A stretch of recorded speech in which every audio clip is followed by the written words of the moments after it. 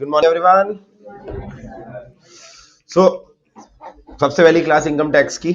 Now typically कोई भी batch start करने से पहले मैं अपनी पहली इंट्रो क्लास के अंदर दो ग्रुप्स के बारे में पूरा एक्सप्लेन करता हूं कि आपके कौन कौन से सब्जेक्ट्स हैं, सब कुछ है। यहाँ पर मैं ज्यादा समय उसको डिवोट नहीं करूंगा उस सारी चीज को कि इंटर के अंदर क्या क्या ग्रुप्स हैं वगैरह, क्योंकि इसके ऊपर ऑलरेडी एक वीडियो मैंने यूट्यूब पे डाल दिया। सो अगर आप में से कोई ऐसा है जो सीए इंटर के बारे में ज्यादा नहीं जानता कि कौन कौन से पेपर हैं, उसके अंदर क्या क्या पासिंग क्राइटेरिया भी थोड़ा सा डिफरेंट है इंटर के अंदर, तो एक बार वो वीडियो देख लीजिएगा। मैं यहाँ पर क्योंकि ये टैक्सेशन की क्लास है, डायरेक्टली मैं अपने सब्जेक्ट की बात करूंगा, टैक्स की। इंटर रिलेटेड डाउट्स अलग से मैंने उसमें डाल दिए।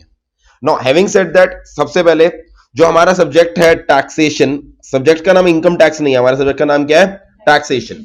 टैक्सेशन सब्जेक्ट है। पहले तो मुझे ये बताओ, वो ग्रुप 1 में है या ग्रुप 2 में है? ग्रुप 1 में। ठीक है जी। आपके जो 8 पेपर है वो 2 ग्रुप्स में डिवाइडेड है।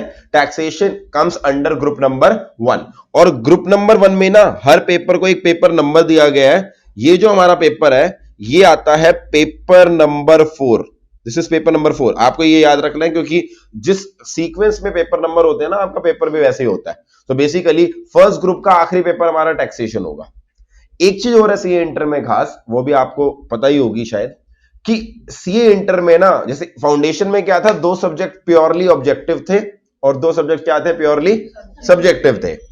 इंटर के अंदर ऐसा नहीं है कि प्योरली ऑब्जेक्टिव या प्योरली डिस्क्रिप्टिव। इंटर के अंदर क्या किया इन्होंने, कुछ सब्जेक्ट्स में, कुछ लिमिटेड सब्जेक्ट्स में उन्होंने 70% पेपर को डिस्क्रिप्टिव कर दिया और 30% पेपर को क्या कर दिया है? ऑब्जेक्टिव कर दिया। ऐसे 2 सब्जेक्ट ग्रुप 1 में है और ऐसे 2 सब्जेक्ट ग्रुप 2 में है। सिर्फ 2 सब्जेक्ट, 4 टोटल 8 में से 4 सब्जेक्ट्स हैं जिनके अंदर ये अप्लाई होगा। 30% एमसीक्यू और 70% क्या होगा? डिस्क्रिप्टिव। ठीक है। अब जो ग्रुप 1 में 2 पेपर है वो है लॉ और टैक्सेशन। ग्रुप 2 में जो 2 पेपर है जिनमें 30% एमसीक्यू आएंगे वो है ऑडिट और ईआईएस एसएम।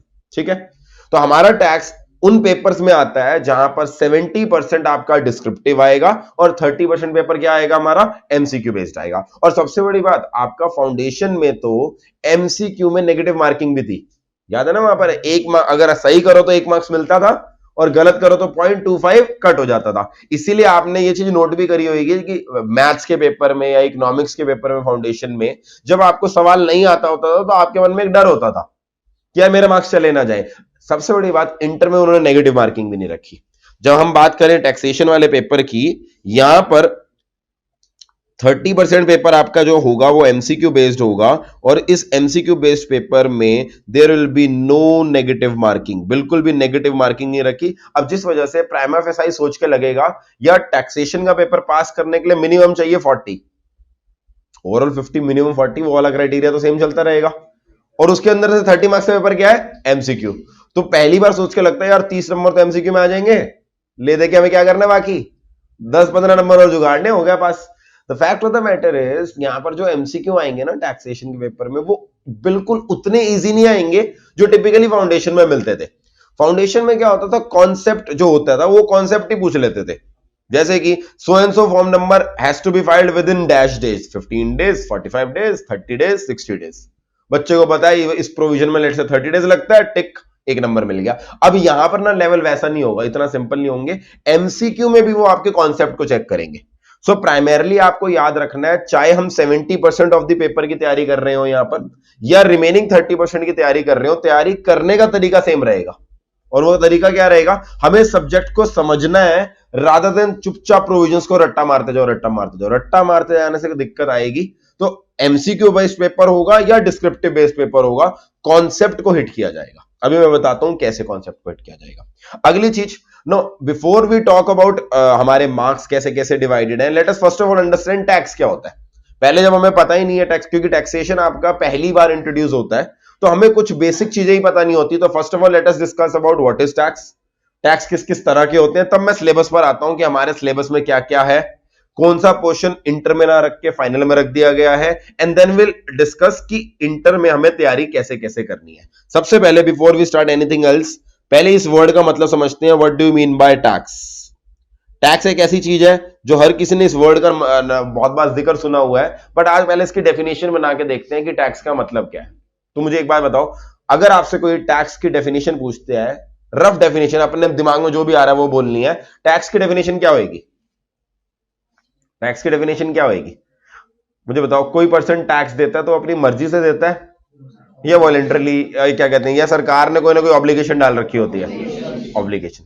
देखो, कोई भी मर्जी से तो पे नहीं करता नहीं है। आप सब इस समय स्टूडेंट हो, अपने आपने कभी इनकम टैक्स पे नहीं किया होगा, ठीक है? मैं इनकम टैक्स पे करता हूं, तो देयर इज अ डिफरेंस। मैं इनकम टैक्स पे कर रहा हूं, आप पे नहीं कर रहे हैं, मेरी मर्जी नहीं है, मेरा वॉलेंटरली मैं नहीं मन कर रहा कि हाँ भाई मेरे को सरकार को देना है। कहीं ना कहीं सरकार ने ये चीज लिखी होगी कि हाँ भाई तुम्हें पे करना है, इनको पे नहीं करना। सो a person pays tax to the government not out of his will but because there is a liability, and definitely ये liability कहीं ना कहीं लिखी होगी, ठीक है जी, किसी लॉ में लिखी होगी। अच्छा, अगली चीज, आपने फाउंडेशन में कॉन्ट्रैक्ट एक्ट पढ़ा था, ठीक है? कॉन्ट्रैक्ट एक्ट में कॉन्सेप्ट पढ़ा था कंसिडरेशन का, याद है? कॉन्ट्रैक्ट में पढ़ते थे ना कंसिडरेशन। कंसिडरेशन के अंदर एक वर्ड पढ़ते थे, क्विड प्रो को।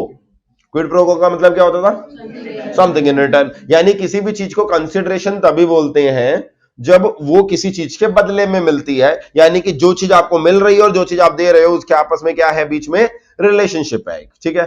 तो मेरा सवाल ये है, जब आप सरकार को टैक्स देते हो, there is a one side payment which is given to the tax government, क्या इस टैक्स के बदले गवर्नमेंट आपको वापस कुछ देती है या नहीं देती? क्या इस टैक्स के बदले गवर्नमेंट आपको वापस कुछ दे रही है या नहीं दे रही? अभी रिसेंटली बजट आया, आप में से कुछ लोगों ने सुना भी होगा, कोशिश भी करी होगी समझने की। सरकार ने क्या किया, टैक्सेशन लॉ में कुछ ना कुछ चेंजेस लाए। सरकार ने कहा इस साल हमारी इतने लाख करोड़ की टैक्स की कलेक्शन होगी, और इतनी कलेक्शन होने के बाद सरकार ने क्या किया, फिर खर्चे बताने शुरू करे बजट के अंदर कि हम इस साल इतने लाख करोड़ लेट से मनरेगा में डालेंगे, इतने लाख करोड़ हम प्रधानमंत्री किसान योजना में डालेंगे, इतने लाख करोड़ एलपीजी की सब्सिडी के लिए, इतना हेल्थ सेक्टर के लिए। तो बेसिकली आप आर्ग्यूमेंट करना चाहो तो आप बोलोगे सर टैक्स का पैसा अगर हम देते हैं तो सरकार बदले में क्या देती है? फैसिलिटीज देती है। सरकार जो फैसिलिटीज देती है वो कहां से देती है? वो टैक्स के पैसे से देती है। आप सब दिल्ली में बैठे हो, दिल्ली में आप सबको पता है इलेक्ट्रिसिटी के ऊपर सब्सिडी है, बसेस जो है वो फ्री चल रही है। ये जो फैसिलिटी मिल रही है कहां से मिल रही है? टैक्स के पैसे से। तो there can be an argument, sir हमने अगर टैक्स का पैसा दिया, बदले में हमें क्या मिला? हमें फैसिलिटी मिली, तो tax is also a consideration.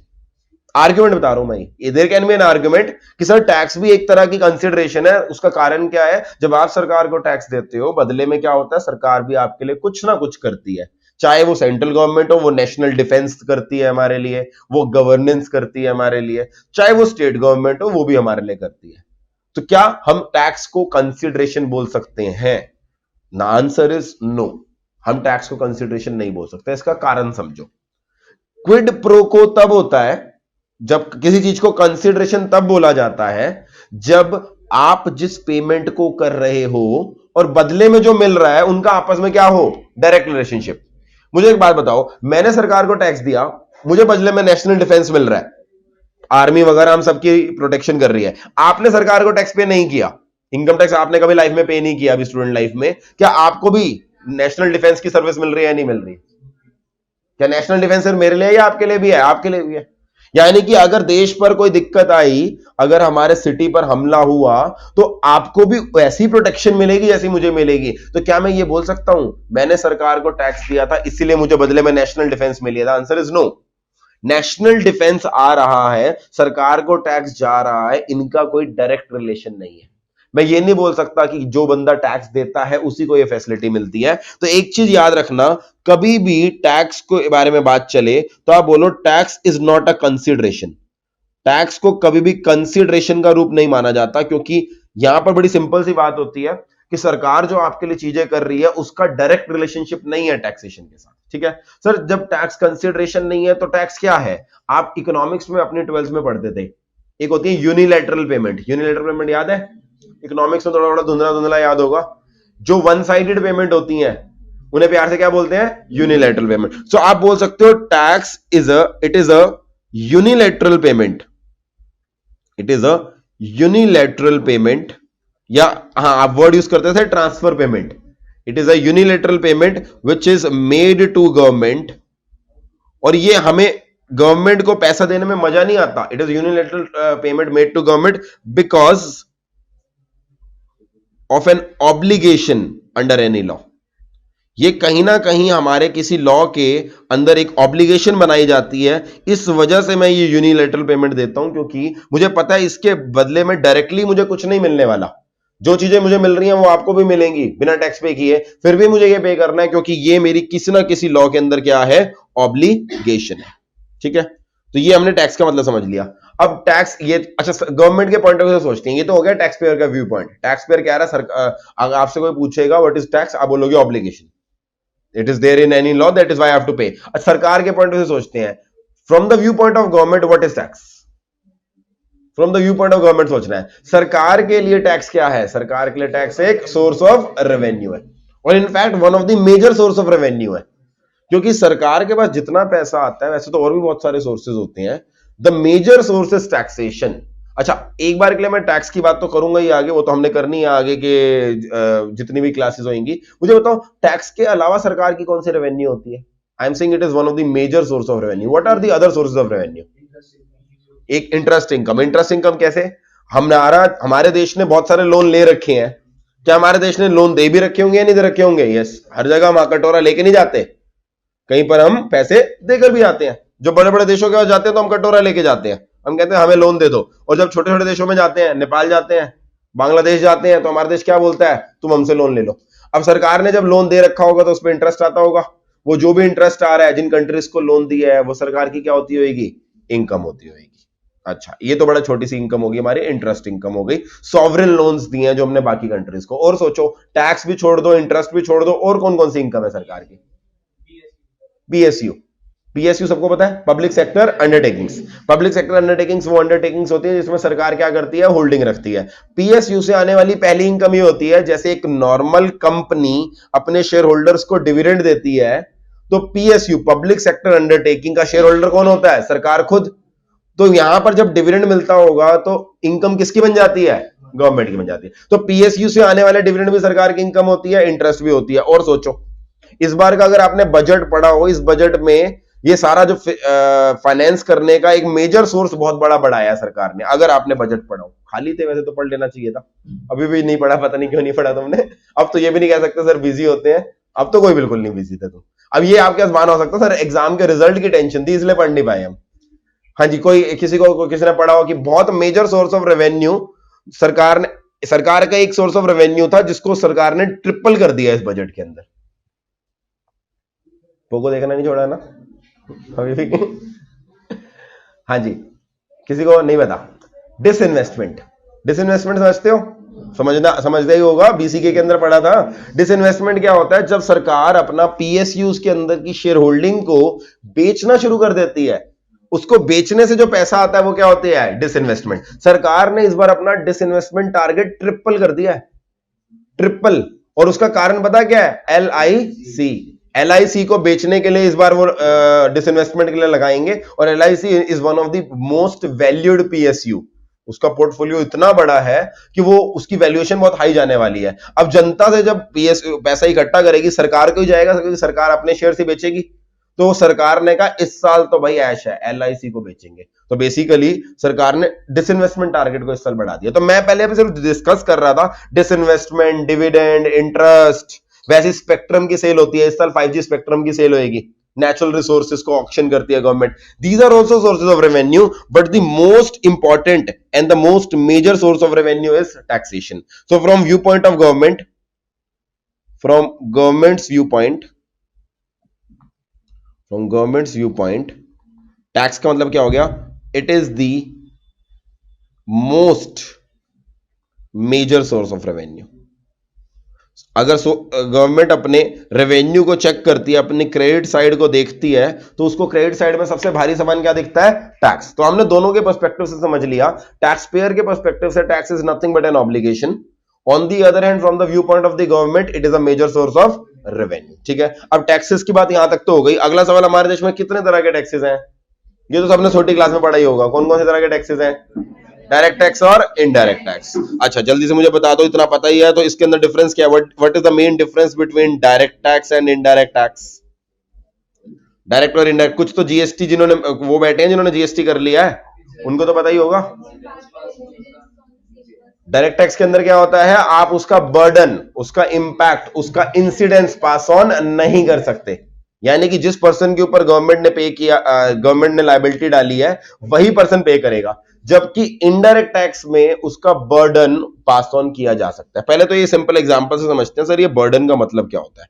आप लेट अस सपोज एक रेस्टोरेंट में गए, कोई भी रेस्टोरेंट का एग्जांपल ले लेते हैं, पिज्जा हट के अंदर गए। पिज्जा हट में जब आप गए तो वहां जाकर आपने बिल बनाया, आपने पिज्जा वगैरह खा के 1000 रुपीज का बिल बनाया, ठीक है जी। अब 1000 के ऊपर आप सबको पता होगा इंडायरेक्ट टैक्स हमारे देश में जीएसटी लगता है। 1000 रुपीज के ऊपर 5% के हिसाब से 50 रुपए का जीएसटी लगा। पिज्जा हट ने आपसे 1000 रुपीज लेगा या पिज्जा हट आपसे 1050 लेगा? आप सब जाते हो रेस्टोरेंट में, आप बताओ मुझे 1000 या 1050? 1050। हम सब जब भी जाते हैं, आपने देखा होगा बिल के अंदर जीएसटी लग के आता है। तो प्रैक्टिकली सोचो, क्या ये 50 रुपए आपने डायरेक्टली गवर्नमेंट को जाकर देने हैं? नहीं, हमने नहीं देने। हम क्या करते हैं, हम पिज्जा हट को दे देते हैं। और सरकार को किसने देना होता है? पिज्जा हट ने। बेसिकली जब जीएसटी एक्ट में जाकर देखोगे, जीएसटी एक्ट में लायबिलिटी किस पे डाली गई होगी? पिज्जा हट पर डाली गई होगी या मेरे पे डाली गई होगी? पिज्जा हट पर डाली गई होगी। मगर पिज्जा हट क्या कर रहा है, वो अपने इनवॉइस के अंदर उस टैक्स को लिखकर वो आपके ऊपर बर्डन पास ऑन कर देता है। इन अदर वर्ड्स, वो आपसे कलेक्ट करता है और आगे क्या कर देता है, गवर्नमेंट को डिपॉजिट करा देता है। इस तरह के टैक्सेस को हम प्यार से क्या बोलते हैं? इनडायरेक्ट टैक्सेस, ठीक है जी। ऑन दी अदर हैंड, कभी आपने ऐसा देखा है कोई अपने इनवॉइस के ऊपर इनकम टैक्स लिख के दिखा रहा हो? यानी कि मैं आर्गुमेंट लेता हूं, पिज्जा हट कह रहा है देखो जी, तुम आगे मेरे पास पिज्जा खा रहे हो, तुमको पिज्जा बेचकर मुझे इनकम होती है और इस इनकम के ऊपर मुझे क्या पे करना पड़ता है? Income tax. तो भाई तुम्हारे को पिज्जा बेचने से मुझे इनकम टैक्स होता है, मैं तुम्हारे अपने इनवॉइस पे तुम्हें इनकम टैक्स भी चार्ज करूंगा। कभी ऐसा देखा है? नहीं। अगर कोई पर्सन आपको इनकम टैक्स चार्ज भी करेगा ना, आप उसको बोलोगे भाई इनकम तेरी, टैक्स तेरे को पे करना है, तो ऑब्वियस ही बात है मैं क्या दूं। यानी कि इनकम टैक्स जिस बंदे के ऊपर लगता है वही बंदा क्या करता है? गवर्नमेंट को पे करता है। देखो टैक्स के अंदर ना दो पर्सन होते हैं हमेशा। एक होता है the person who is liable to pay tax, ध्यान से सुनना इस बात को, person who is liable to pay tax. और एक होता है the person who actually bears the burden of the tax. Pizza Hut वाले एग्जांपल में who is liable to pay tax? Pizza Hut. And who is the person who is ultimately bearing the burden of the tax? Customer.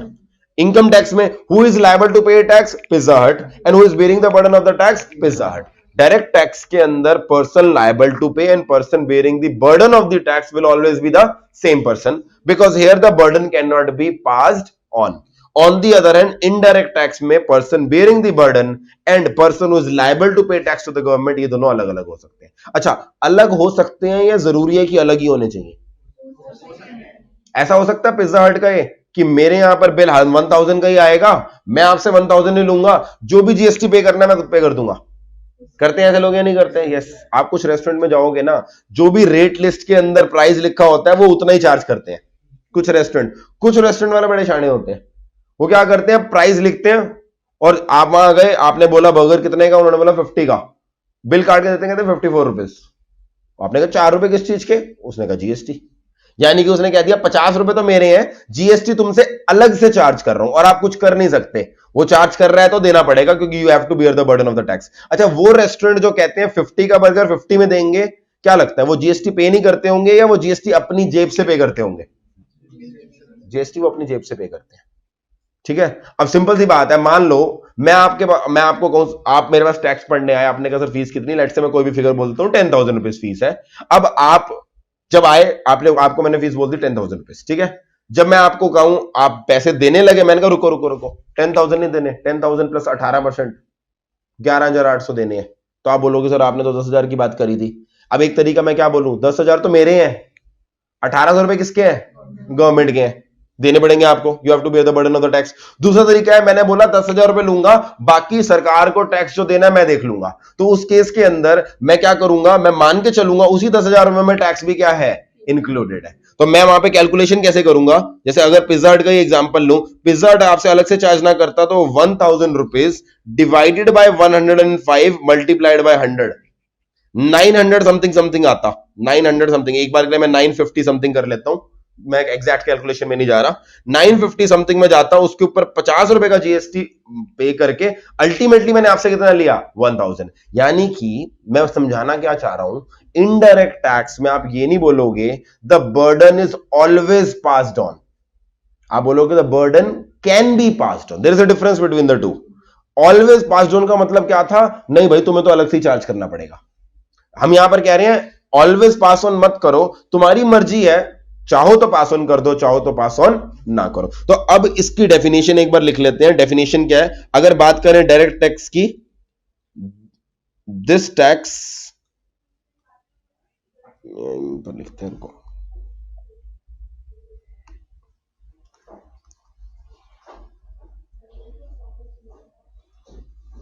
देखो burden of this tax, burden को ना, burden जो word है ना वो बड़ा lemon वाला word है, तो आज से जब हम बर्डन वर्ड यूज करेंगे ना टैक्स के अंदर, बर्डन की जगह एक और अच्छा वर्ड है टेक्निकल वर्ड जिसे बोलते हैं इंसिडेंस।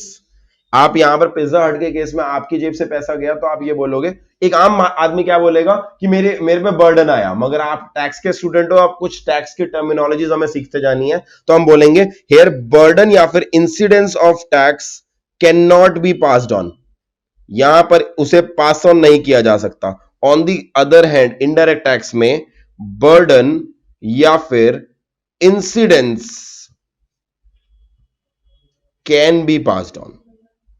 ध्यान दो, मैंने कैन बी पास्ड ऑन लिखा है, मैंने ये नहीं लिखा has to be passed on. There is a difference between the two. मैंने बोला कैन वॉलेंटरली है। आपने देखा होगा, आप अक्सर, आप में से काफी सारे लोग होंगे जो प्रीपेड में मोबाइल फोन यूज करते हैं, आपने देखा होगा कई बार आप 100 रुपीज का रिचार्ज कराते हो, आपको 100 रुपीज का टॉक टाइम मिल जाता है। कितने का मिलता है, 80 समथिंग का मिलता है। तो आप लॉजिक समझ में आया उसने 80 समथिंग का क्यों दिया। जब एयरटेल ने आपको 100 रुपीज लिए तो उसने, एयरटेल ने सरकार को क्या बोला होगा, मैं 100 divided by 118 multiplied by 100, 80 something rupees का इनको सर्विस दे रहा हूं, जिसके ऊपर टैक्स लगा दिया जाए तो टोटल मैंने कितना लिया है 100, इसलिए वो आपको बैलेंस कितने का देता है 80 समथिंग का। जो डिफरेंस रह जाता है वो किसको दे देता है, सरकार को, जीएसटी के रूप में। मगर कई बार कोई प्रमोशन स्कीम आती है जिसमें वो बोलता है 500 रुपए का रिचार्ज कराओ और 500 रुपए पाओ, ऐसी प्रमोशन स्कीम आती है। उसमें क्या होता होगा, 500 रुपए मैं एयरटेल हूं, मैंने आपसे 500 रुपए लिए और आपको 500 की सर्विस दे दी, तो सरकार कहेगी जीएसटी का क्या हुआ। एयरटेल क्या करता है वहां पर, अपनी जेब से, वहां पर भी वो गवर्नमेंट को तो यही बोलता है मैंने 400 समथिंग की सर्विस दी, मगर वो जो एक्स्ट्रा पेमेंट है वो अपनी जेब से पे करता है, आपको कहता है मैं तुम्हें 500 रुपए का टॉक टाइम दे रहा हूं। यानी कि वहां पर वो जीएसटी का हिट खुद लेता है। वॉलेंटरी होता है एक पर्सन के लिए कि जीएसटी का हिट खुद लेना है या पास ऑन करना है, मगर सरकार तो कहेगी मुझे तुमसे टैक्स चाहिए। अच्छा, अब यहां पर एक मैं और सवाल पूछूंगा, बड़े ध्यान से मुझे समझ के बताना, इसके लिए कुछ सेक्शन वगैरह की जरूरत नहीं है, लॉजिकली आप बता सकते हो। मेरे को सरकार ने बोला तुम कोचिंग सर्विस देते हो, मैंने कहा यस। कोचिंग सर्विस जीएसटी के अंदर टैक्सेबल होती है, जिन्होंने पढ़ रखा है उनको पता है प्रोविजन कहां लिखा है, जिन्होंने नहीं पढ़ रखा उनको मैं बता देता हूं कोचिंग सर्विस जीएसटी में क्या होता है, टैक्सेबल होती है। अब टैक्सेबल होती है, सरकार ने मुझे बोला जब भी तुम कोचिंग सर्विस दोगे 10,000 रुपीज की, तुम्हें उसके ऊपर क्या लगाना है, 18% का जीएसटी, 1800 रुपए का जीएसटी लगाना है। मैंने लेटेस्ट हाउस, मैं तो चलो टैक्स का टीचर हूं, मुझे पता है, एक दूसरा पर्सन है जो साइंस की कोचिंग देता है, उसको टैक्स के बारे में पता नहीं, उसने क्या किया, उसने 10,000 रुपए के ऊपर जीएसटी चार्ज किया नहीं, क्योंकि उस बेचारे को पता ही नहीं था कि कोचिंग सर्विस क्या है, एग्जेम्प्ट है। उसने सुना था कहीं से मार्केट में कि एजुकेशन तो एग्जेम्प्ट होती है, तो उसने माना मैं एजुकेशन ही तो कर रहा हूं, उसने टैक्स नहीं लगाया। अब सरकार आई हम दोनों के दरवाजे पे, सरकार ने मुझसे पूछा तुमने 1800 पे कर दिया, मैंने कहा हाँ जी, ये देखो जी मैंने रिटर्न भरी है, इसके अंदर मैंने पे करा है। सरकार उसके दरवाजे पे गई, उसने सरकार को क्या बोला, उसने बोला मुझे सॉरी पता ही नहीं था, I am a science teacher, I am very very sorry, मुझे नहीं पता था, और क्योंकि मैंने अपने कस्टमर से 1800 कलेक्ट नहीं करे तो अब तुम मुझसे 1800 नहीं मांग सकते। क्या उस साइंस टीचर का ये आर्ग्यूमेंट वैलिड लग रहा है या बेकार लग रहा है, वैलिड है आर्ग्यूमेंट, नहीं। Ignorance of law is not a excuse.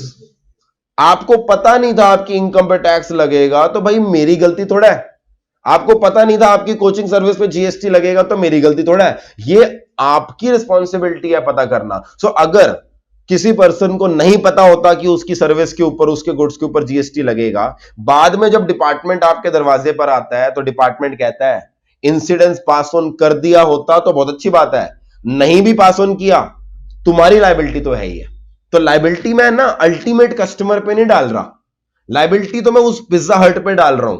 वो साइंस टीचर पे डाल रहा हूं। हमने कहा लायबिलिटी तुम्हारी है, हाँ कमर्शियली तुम्हारे पास ये ऑप्शन है कि तुम चाहो तो कस्टमर से ले लो, चाहो तो अपनी जेब से पे कर दो, मगर हम तुम्हारे पास आएंगे। तुम्हारी लायबिलिटी कॉन्टिंजेंट लायबिलिटी नहीं है। कॉन्टिंजेंट लायबिलिटी समझते हो ना, वो इस चीज पर डिपेंडेंट नहीं है कि सामने वाले ने दिया तो हम तुमसे लेंगे, हम तो तुमसे लेंगे ही लेंगे, फिर चाहे सामने वाला आपको रिकवरी, आप सामने वाले से रिकवरी करो या ना करो। ठीक है, पहले मैंने कुछ बेसिक डिस्कशन कर ली डायरेक्ट टैक्स और इनडायरेक्ट टैक्स के ऊपर। अच्छा मुझे बताओ, अब बात करें डायरेक्ट टैक्स की, हमारे देश में डायरेक्ट टैक्स का सबसे अच्छा एग्जांपल कौन सा है?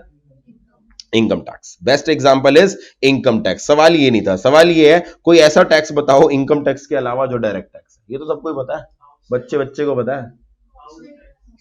हाउस टैक्स यानी कि म्युनिसिपल टैक्स बोल देता हूं, stamp duty. There are certain examples also, कुछ और एग्जांपल भी हैं, जैसे बड़ा सही बोला इन्होंने, स्टैम्प ड्यूटी। स्टैम्प ड्यूटी क्या होती है? जब भी आप हमारे देश में किसी इमूवेबल प्रॉपर्टी को रजिस्टर कराते हो, तो उस इमूवेबल प्रॉपर्टी को रजिस्टर कराते समय आपको स्टेट गवर्नमेंट को स्टैम्प ड्यूटी पे करनी होती है।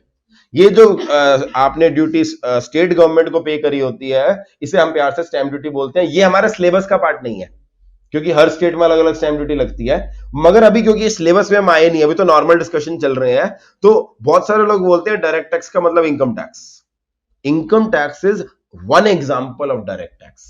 Stamp duty correctly it is also a type of direct tax. उसका जिक्र भी बीच बीच में आता रहेगा, मगर वो हमारे सिलेबस में इसलिए नहीं है क्योंकि वो हर स्टेट में अलग अलग लगती है, तो हमें इतनी सारी स्टेट्स के लॉ पढ़ाए नहीं जा सकते। किसी और पर्सन ने बोला हाउस टैक्स, ये भी बिल्कुल सही है। अच्छा हाउस टैक्स कौन लेता है? हाउस टैक्स कौन लेता है? दिल्ली के अंदर हाउस टैक्स लगता है, कौन लेती है? सेंट्रल गवर्नमेंट, स्टेट गवर्नमेंट या municipality? Municipality. Third tier of government municipality usually house tax लेती है। दिल्ली में से हाउस टैक्स बोलते हैं, कहीं और उसे प्रॉपर्टी टैक्स बोल सकते हैं, कहीं इसको म्युनिसिपल टैक्स बोलते हैं, यानी नाम अलग अलग जगह बदलते रहते हैं। Basically it is a tax, local tax which is levied by the local authority, the municipality of that particular area. State के अंदर जो म्युनिसिपैलिटी उस एरिया के अंदर है। क्लियर है ये वाली चीज? ये दोनों हमारे सिलेबस में नहीं है, हमारे सिलेबस में सिर्फ क्या है? Income tax. But as a knowledge purpose you should know, any tax जिसका बर्डन पास ऑन नहीं किया जा सकता उसे डायरेक्ट टैक्स बोलते हैं। Now coming to indirect tax, indirect tax का एग्जांपल दो। अब इनडायरेक्ट टैक्स पुराने जमाने में, यानी 1 जुलाई 2017 से पहले तो बहुत सारे टैक्सेस थे। पहले मैन्युफैक्चर करने पर एक्साइज लगता था, सेल करने पे वैट लगता था, ठीक है जी। इसके अलावा इंपोर्ट करने पे इंपोर्ट ड्यूटी लगती थी, एक्सपोर्ट करने पे एक्सपोर्ट ड्यूटी लग सकती थी।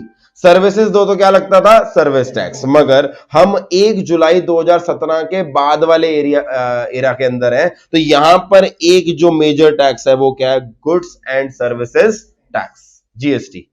क्या जीएसटी ही एक लौता इनडायरेक्ट टैक्स है या इसके अलावा कोई और इनडायरेक्ट टैक्स भी है? कोई और भी है या नहीं है? है। जीएसटी के आने से कस्टम्स लॉ में कोई फर्क नहीं पड़ा। कस्टम्स यानी कि इंपोर्ट और एक्सपोर्ट ड्यूटी, इंपोर्ट ड्यूटी और एक्सपोर्ट ड्यूटी को प्यार से क्या बोलते हैं? कस्टम्स। इंपोर्ट ड्यूटी और एक्सपोर्ट ड्यूटी पहले भी लगती थी और अब भी क्या है? वैसी की वैसी है। थोड़े बहुत बदलाव आए हैं जीएसटी लॉ के अंदर, हम उसको पढ़ लेते हैं कि हाँ वो कौन से बदलाव आए हैं। तो जीएसटी के आने की वजह से, अदरवाइज कस्टम ड्यूटी पहले भी थी अब भी थी। तो हमारे देश में आज की डेट में प्राइमरीली दो तरह के इनडायरेक्ट टैक्सेस रह गए हैं। कौन कौन से रह गए हैं? जीएसटी रह गया और कस्टम्स। मोटा मोटा बात करूं, एक्साइज ड्यूटी, वैट, ये सर्विस टैक्स, ये सब खत्म हो गए हैं। मगर आप में से कुछ लोगों ने जीएसटी पढ़ लिया है, कुछ लोग अभी पढ़ेंगे। जब जीएसटी लॉ पढ़ा तो हमने वहां पर एक चीज रियलाइज करी कि मैं स्टार्टिंग में तो बोलता हूं कि पुराने सारे टैक्सेस खत्म हो गए, एक्साइज खत्म हो गया, वैट खत्म हो गया। धीरे धीरे ना कुछ चीजें अभी भी ऐसी हैं जिनमें एक्साइज और वैट लगता है। जिन्होंने जीएसटी पढ़ लिया मुझे जवाब देंगे, कौन सा ऐसा प्रोडक्ट है जिसमें अभी भी एक्साइज लगता है? टोबैको पर, ठीक है जी। अच्छा, ऐसा कौन सा और है जिसमें स्टेट गवर्नमेंट एक्साइज लगाती है? वो कौन सा प्रोडक्ट था जो जीएसटी में कवर नहीं किया? Alcoholic liquor for human consumption. क्या पेट्रोल और पेट्रोलियम प्रोडक्ट्स पे जीएसटी लगता है? नहीं, अभी भी उस पे क्या लगता है? वैट और एक्साइज। तो ये सारी बातें हम करेंगे जीएसटी लॉ के अंदर। अभी क्योंकि पहली क्लास है और अभी हमारा प्राइमरी एम है इनकम टैक्स स्टार्ट करना, तो अभी के लिए इनडायरेक्ट टैक्स वालों को मैं सिर्फ इतना बोलूंगा कि आप ये मान के चलो आपके देश में दो तरह के इनडायरेक्ट टैक्सेस हैं, जीएसटी और कस्टम्स। ऑल्दो जब हम आगे डिटेल में पढ़ेंगे तो हमारी ये अंडरस्टैंडिंग थोड़ी सी बदल जाएगी। हम धीरे धीरे पढ़ेंगे। कुछ गुड्स ऐसे हैं जिन पे एक्साइज, वैट, सीएसटी, ये सब अभी गए नहीं है, अभी भी लगते हैं। पर अभी के लिए वो बहुत माइन्यूट एक इक्का दुक्का प्रोडक्ट है, जैसे मैंने बोला टोबैको, अल्कोहलिक लिकर, और उसका कारण भी आप समझ सकते हो, ये बेसिकली सिन प्रोडक्ट्स हैं जिनको सरकार महंगा रखना चाहती है, तो इनके ऊपर वो अभी भी पुराना टैक्स लगा रही है। क्लियर है, यहां तक चल सकते हैं। तो अभी तक की बेसिक अंडरस्टैंडिंग हमारी क्या आई, टैक्स क्या होता है। टैक्स दो तरह का होता है, डायरेक्ट टैक्स और इनडायरेक्ट टैक्स। डायरेक्ट टैक्स के अंदर प्राइमरी एग्जांपल इनकम टैक्स, और इनडायरेक्ट टैक्स के अंदर प्राइमरी एग्जांपल जीएसटी और कस्टम्स। अब आते हैं अपने सिलेबस पे। टैक्सेशन तो हमने समझ लिया मोटा मोटा टैक्सेशन क्या होता है। अब आते हैं सीए इंटर के सिलेबस पे।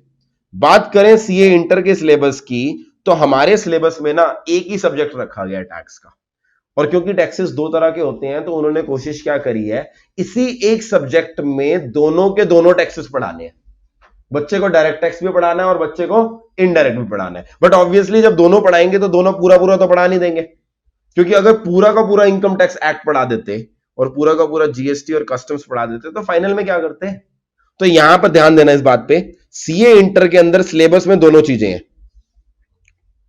टैक्सेशन पेपर के अंदर अगर मैं बात करूं, we are talking about taxation paper, हमारा पहला सेक्शन जो है वो है इनकम टैक्स, और हमारा जो दूसरा सेक्शन है वो है इनडायरेक्ट टैक्स। मगर इनडायरेक्ट टैक्स में कस्टम्स हमारे सिलेबस में नहीं है, हमारे सिलेबस में सिर्फ और सिर्फ क्या है, जीएसटी। कस्टम्स आपका प्योरली उन्होंने कहां पर डाल दिया, सीए फाइनल के अंदर डाल दिया। एक जमाना होता था, आपको पता है, इंटर से पहले आईपीसीसी हुआ करता था। अभी भी ओल्ड कोर्स के अभी पेपर, लास्ट टाइम तक तो ओल्ड कोर्स के पेपर भी हुए हैं, इंटर का पेपर हुआ है तो आईपीसीसी का भी हुआ है। जैसे फाउंडेशन का पुराना वर्जन सीपीटी होता था, वैसे इंटर का पुराना वर्जन आईपीसीसी होता था। आईपीसीसी में ना कस्टम्स भी हुआ करता था सिलेबस में, मगर जब इन्होंने इंटर में शिफ्ट मारा ना, तो इन्होंने कहा हम जो सारा का सारा कस्टम्स लॉ है वो कहां पे डाल देंगे, फाइनल के अंदर। तो कस्टम्स लॉ का जिक्र ज्यादा नहीं आएगा। जीएसटी पढ़ते समय कुछ जगह कस्टम्स का जिक्र ना चाहते हुए भी आता रहेगा, but that is not what we are studying. हमारा मेन एम होगा जीएसटी पढ़ना ही, जहां जहां जरूरत होगी वहां पर कस्टम्स की बात कर लेंगे। इनकम टैक्स इन्होंने हमारे वेटेज रखा है 60 मार्क्स, और जीएसटी में इन्होंने वेटेज कितना रखा है, 40 मार्क्स। तो ये 50-50 वाली बात नहीं है, यहां पर इन्होंने रेशियो पहले, वेटेज पहले डिफाइन कर दी। वेटेज ज्यादा किसकी रखी है, इनकम टैक्स की, और कम किसकी रखी है, जीएसटी की। अच्छा, मैंने आपको अभी क्लास की स्टार्टिंग में बताया था, हमारा टैक्सेशन पेपर में 30% पेपर क्या होने वाला है, एमसीक्यू, और 70% क्या होने वाला है, डिस्क्रिप्टिव। अब इनके अंदर भी यही बंटवारा होगा या नहीं होगा, रफली बंटवारा करके देखते हैं। जो 60 मार्क्स का इनकम टैक्स आएगा, 60 का 30% कितना हुआ, 18 मार्क्स। 18 मार्क्स हमारा क्या होने वाला है, मेनली एमसीक्यू बेस्ड होने वाला है, और बाकी जो 42 मार्क्स है वो क्या होने वाला है, वो हमारा पेपर डिस्क्रिप्टिव होने वाला है। क्लियर है वाली चीज। सिमिलरली जीएसटी में 12 मार्क्स का पेपर हमारा एमसीक्यू बेस्ड होने वाला है, और जो रिमेनिंग 28 मार्क्स बच जाते हैं वो हमारा डिस्क्रिप्टिव होने वाला है। This is how the entire syllabus will be divided. Sir यहां पर एक दो क्वेश्चन आते हैं, क्या हमारा इनकम टैक्स और जीएसटी जब एग्जाम में क्वेश्चन आएंगे क्या वो मिक्स होकर आएंगे, नहीं। आपके ना एग्जाम में दो अलग अलग सेक्शन आते हैं, section A income tax, section 2 GST. यानी ऐसा नहीं होगा क्वेश्चन नंबर 1 का पार्ट ए इनकम टैक्स का हो, पार्ट बी जीएसटी का हो।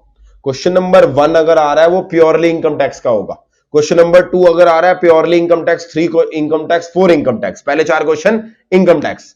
क्वेश्चन नंबर 5, 6, 7, 8 क्या होंगे, तो सारे के सारे जीएसटी होंगे। अब ये ना बच्चों के लिए फायदेमंद है, क्योंकि बच्चे कई बार क्या करते हैं, लास्ट के दिनों में आपने नोटिस कर ही लिया होगा, सिलेबस पूरा नहीं करते आप ना बस लास्ट के दिनों में वही, लास्ट के समय में वही हो जाते हो, आप 20-20 खेलने लग जाते हो। आप कहते हो विकेट जाती है तो जाए, मगर आगे फ्रंट फुट पे ही खेलना है। तो उस स्टेज में आप क्या करते हो, आपने किया भी होगा मैथ्स के अंदर, तो बहुत सारे बच्चे करते हैं, ये चैप्टर समझ नहीं आ रहा, छोड़ो, इस चैप्टर को करने में ना बहुत देर लगती है, छोड़ो। तो जब ऐसी सिचुएशन होती है ना, तो पहले बच्चों को दिक्कत पता क्या आती थी, सवाल, अब लिमिटेड चैप्टर पढ़ के गए तो सवाल में क्वेश्चन नंबर 1 का पार्ट ए आता है, बड़ा खुश हो गए, अरे पार्ट ए आता है, ये तो बिल्कुल हो जाएगा, डन हो जाएगा। पार्ट बी देखा, अरे यार ये तो उस चैप्टर में से आ गया जिसको हमने छोड़ के गए थे। तो अब उन्होंने कुछ हद तक ठीक कर दिया, वो कह रहे हैं इनकम टैक्स अलग आएगा, और इनकम टैक्स में ना part A, part B, part C एक क्वेश्चन के क्या होंगे, इनकम टैक्स के होंगे, जबकि जीएसटी में क्वेश्चन क्या आएंगे, ऑल टुगेदर अलग आएंगे। यहां पर एक और चीज मैं आपको बता दूं, आपने फाउंडेशन में इस चीज को नोट कर लिया होगा, जो भी पहला क्वेश्चन होता है वो क्या होता है, कंपल्सरी, और बाकी पेपर के अंदर एक ओवरऑल चॉइस मिलती है। तो अगेन यहां पर इनकम टैक्स में भी जो क्वेश्चन नंबर 1 होगा वो कंपल्सरी होगा, और जीएसटी में जो क्वेश्चन नंबर 5 होगा, जीएसटी का पहला क्वेश्चन हो गया ना, वो भी क्या होगा, कंपल्सरी होगा। तो दो क्वेश्चन आपके कंपलसरी नेचर के आएंगे, बाकी दोनों सेक्शन में क्या होएगी, एक एक ओवरऑल चॉइस होएगी। यानी थोड़ा बहुत सिलेबस छोड़ने का मैं आपको पहले बता रहा हूं स्कोप होता है, क्योंकि ओवरऑल चॉइस इंटर के पेपर में भी आती है, ठीक है। मगर हमारा एम इस समय यहां पर ये नहीं है कि सिलेबस छोड़ना है, क्या नहीं है, वो तो लास्ट डे रिवीजन में आई अंडरस्टैंड कुछ टॉपिक अच्छे रिवाइज होते हैं, कुछ नहीं होते हैं, बस मैं आपको जस्ट एक आइडिया दे रहा हूं, यहां पर भी ओवरऑल चॉइस रहेगी। सर क्या एमसीक्यू और वो जो नॉर्मल पेपर है वो हमें एक ही आंसर शीट में लिखना होता है? नहीं, एमसीक्यू के लिए आपको पता है कौन सी शीट मिलती है आपको, ओएमआर। तो यहां के पेपर में ना, टैक्स के पेपर में आपको दो आंसर शीट मिलेंगी, एक ओएमआर शीट मिलेगी और एक क्या मिलेगी, नॉर्मल शीट मिलेगी जिसपे आप लिखते हो। ओएमआर शीट पर आप क्या करोगे, section A income tax, section B GST, उनके एमसीक्यू मार्क करोगे। ऑन दी अदर हैंड जो बाकी डिस्क्रिप्टिव टाइप वाली शीट मिलेगी उसके अंदर इनकम टैक्स और जीएसटी का डिस्क्रिप्टिव वाला पेपर बोलोगे। बाहर जो पेपर रिलीज होता है वो सिर्फ 70 मार्क्स का रिलीज होता है। 30 मार्क्स का पेपर आपने नोटिस किया होगा इकोनॉमिक्स में और मैथ्स में भी, वो पेपर ही आईसीआई बार मार्केट में रिलीज नहीं करता, क्योंकि आईसीआई कहता है मेरे पास लिमिटेड से तो एमसीक्यू है। वो भी मैंने तुम्हें बता दिया, पता चलेगा लोग सारे पास्ट ईयर पेपर देख के आ रहे हैं और पढ़ के नहीं आ रहे, तो वो अपने एमसीक्यू रिलीज नहीं करने देता। There is no reliable source of MCQs as far as CA inter is concerned, ये मैं आपको बता रहा हूं। बाकी इनफॉर्मली तो आपको पता है इंटरनेट पे क्या क्या चलता है, वो तो आपने जिस दिन मैंने देखा था बहुत सारे बच्चों ने तो जैसे अभी इकोनॉमिक्स का पेपर देकर आए थे, पूरा का पूरा पेपर भेज दिया मेरे को फोटो में। मैं उससे एक दिन पहले वीडियो में बोल रहा हूं आपको क्वेश्चन पेपर नहीं मिलेगा, आपको क्वेश्चन पेपर सबमिट कराकर आना है, कुछ भी लिखना नहीं है। अगले दिन पेपर देके आए बच्चे, मुझे फोटो भेज रहे हैं उसकी, मैंने कहा लो जी ये क्या चल रहा है। बाकी इंडिया में तो कुछ भी होता है, तो पेपर लीक हो जाते हैं, हाँ वो अलग बात है, बट एज पर रूल जो फाउंडेशन का रूल है वही यहां चलेगा। आपको अपना ऑब्जेक्टिव टाइप वाला पेपर क्या करना पड़ेगा, वापस देकर आना पड़ेगा। ये कुछ बेसिक बातें मैंने कर ली। नाउ कमिंग टू सिलेबस तो सर हमें डिस्कस कर लिया, अब हम आज से डिस्कस क्या करना शुरू करने वाले हैं, इनकम टैक्स। और मैं आपको बता दूं, क्योंकि इस सब्जेक्ट के अंदर इनकम टैक्स और जीएसटी दोनों है और दोनों मिलाकर 100 मार्क्स के हैं, तो ये वाला जो सब्जेक्ट है ना, out of all the 8 papers सबसे हैवी सब्जेक्ट है। Not in terms of difficulty level, मैं ये नहीं कह रहा कि हाँ ऐसा है कि भाई समझ ही नहीं आएगा, जब हम पढ़ेंगे समझ हर पोर्शन आएगा, ऐसा कुछ भी नहीं है। कॉमर्स की पूरी स्ट्रीम में मेरा मानना यह है ऐसा कुछ भी नहीं है जो समझ ना आए, समझ सब कुछ आता है। बट द थिंग इज, क्योंकि दो चीजें एक साथ कंबाइन कर दी गई हैं, इनकम टैक्स और जीएसटी, इसका जो सिलेबस है वो बाकी सब्जेक्ट्स के कम से कम 1.5 गुना है। मैं तो बोलूंगा 1.5 गुना भी 1.6x है। Now that is the main reason कि टैक्स एक तरफ और 2-3 और सब्जेक्ट एक तरफ, मतलब आपका लॉ जोड़ लो, सेकंड ग्रुप का ऑडिट जोड़ लो, ईएएस जोड़ लो, इन सब का सिलेबस एक तरफ, टैक्स का सिलेबस एक तरफ। मैं टैक्स की आपको इन टोटल 3 बुक्स दूंगा। पहले तो 2 इनकम टैक्स की बुक्स होंगी और एक जीएसटी की, ये टेक्स्ट बुक होंगी। इसके अलावा क्वेश्चन बैंक अलग, जो जीएसटी वाले होंगे उनको तो मिल भी गया होगा, मिल गया ना सबको जीएसटी का क्वेश्चन बैंक। जीएसटी की बुक और जीएसटी का question bank, similarly income tax का क्वेश्चन बैंक मैंने अलग से रिलीज नहीं करूंगा, वो इनकम टैक्स की बुक के अंदर ही होगा। तो इनकम टैक्स की 2 मोटी मोटी बुक्स मिलेंगी, तो उस बुक का साइज देखकर आपको और बाकी सब्जेक्ट से जब कंपेयर करोगे वहीं पर आपको आइडिया लग जाएगा कि ये सब्जेक्ट बाकियों के कंपैरेटिवली क्या होने वाला, सिलेबस के टर्म्स में ज्यादा। इसीलिए आपको शेड्यूल में भी बताया गया होगा इनकम टैक्स की हमारी डेली क्लास होगी, टैक्स की क्लास हमारी डेली होगी, क्योंकि मुझे बहुत मेहनत लगती है, मुझे बहुत मेहनत कर करके आपको पढ़ाना होता है। अगर बाकी जगह आपका लेट्स से 100 आवर्स में सिलेबस कवर हो रहा है, तो मेरा 100 आवर्स में नहीं कवर होगा, मेरा कम से कम 200 आवर्स में कवर होगा। लास्ट टाइम मैंने 200 आवर्स में कवर कराया था, इस बार 200 से भी थोड़ा ज्यादा जाएगा, क्योंकि इस बार मेरा एम है क्लास में ज्यादा क्वेश्चंस करवाना। तो इस बार तो डेली क्लास लेंगे तो थोड़ा सा ऊपर चला जाएगा, मगर अल्टीमेटली क्रक्स ये है सिलेबस के टर्म्स में टैक्स क्या ज्यादा। बट यहां पर एक चीज और बता दूं, सिलेबस में बेशक हम ज्यादा हैं, मगर हमारा सब्जेक्ट स्कोरिंग भी ज्यादा है। हो सकता है ऑडिट सिलेबस में कम हो सकता है लॉ सिलेबस में कम हो, ईआईएस एसएम जो सेकंड ग्रुप में आता है वो सिलेबस में कम हो, मगर ये बच्चों को बड़ा रुलाते हैं, क्योंकि ये प्योरली थ्योरी पेपर होते हैं। प्योरली थ्योरी पेपर होते हैं ना, तो बच्चा, जिस बच्चे की इंग्लिश अच्छी है वो तो बड़ी जल्दी कैप्चर कर लेगा। ये चीज आपने लॉ के पेपर में नोट भी कर ली होगी फाउंडेशन में। जिस बच्चे की थोड़ी इंग्लिश लिखने में दिक्कत आती है उसको ये डर लगता है इस पेपर से। On the other hand tax के पेपर में ना ये वाली समस्या नहीं है, एक बार एक चीज समझ आ गई तो वो हो जाएगी। Which brings to me to my next question, sir tax एक प्रैक्टिकल सब्जेक्ट है या थ्योरेटिकल सब्जेक्ट है? बहुत बच्चों का डाउट होता है। पहले सारे बच्चे कहते हैं पहले तो जीए आगे अपनी इंटर की तैयारी बाद में करें, प्लान करेंगे, एक ग्रुप देना है, 2 ग्रुप देना है, ये प्लान बाद में करेंगे। पहले तो मैं बताऊं सब्जेक्ट कौन कौन से प्रैक्टिकल है। तो मुझे एक बार गिनवाओ कौन से सब्जेक्ट ऐसे हैं जो प्योरली प्रैक्टिकल हैं। पहले अभी इंटर की बात करते हैं, इंटर में कौन से प्योरली प्रैक्टिकल है, कौन से प्योरली थ्योरी है, गिनवा दो भाई। ग्रुप नंबर 1 पहला प्रैक्टिकल कौन सा है पूरी तरह से, अकाउंट्स। दूसरा बताओ purely practical, cost accounts, accounts और कॉस्ट अकाउंट्स, ठीक है जी। फिर ग्रुप 2 में अगर मैं आऊं, ग्रुप 2 के अंदर एक पेपर है जिसका नाम है एडवांस्ड अकाउंट्स। अकाउंट्स का ही एडवांस्ड वर्जन है। अकाउंट्स ग्रुप 1 में आती है, एडवांस्ड अकाउंट्स ग्रुप 2 में आती है। फिर प्रैक्टिकल की बात चल रही है, ग्रुप 2 में एक पेपर है जिसका नाम है फाइनेंशियल मैनेजमेंट। मगर ये जो फाइनेंशियल मैनेजमेंट का पेपर है ये 60 मार्क्स का है, 40 मार्क्स में साथ इसके साथ इको आती है, इको को मैं प्रैक्टिकल में लिख रहा। तो ये 4 सब्जेक्ट्स आपके ऐसे हैं जो प्योरली क्या है, प्रैक्टिकल। अब जरा बात करते हैं वो सब्जेक्ट्स की जो प्योरली थ्योरेटिकल है, एक एक करके बात करते हैं। सबसे पहले ग्रुप 1 में क्या आ जाएगा, लॉ। ग्रुप 2 के अंदर आ जाएगा ऑडिट।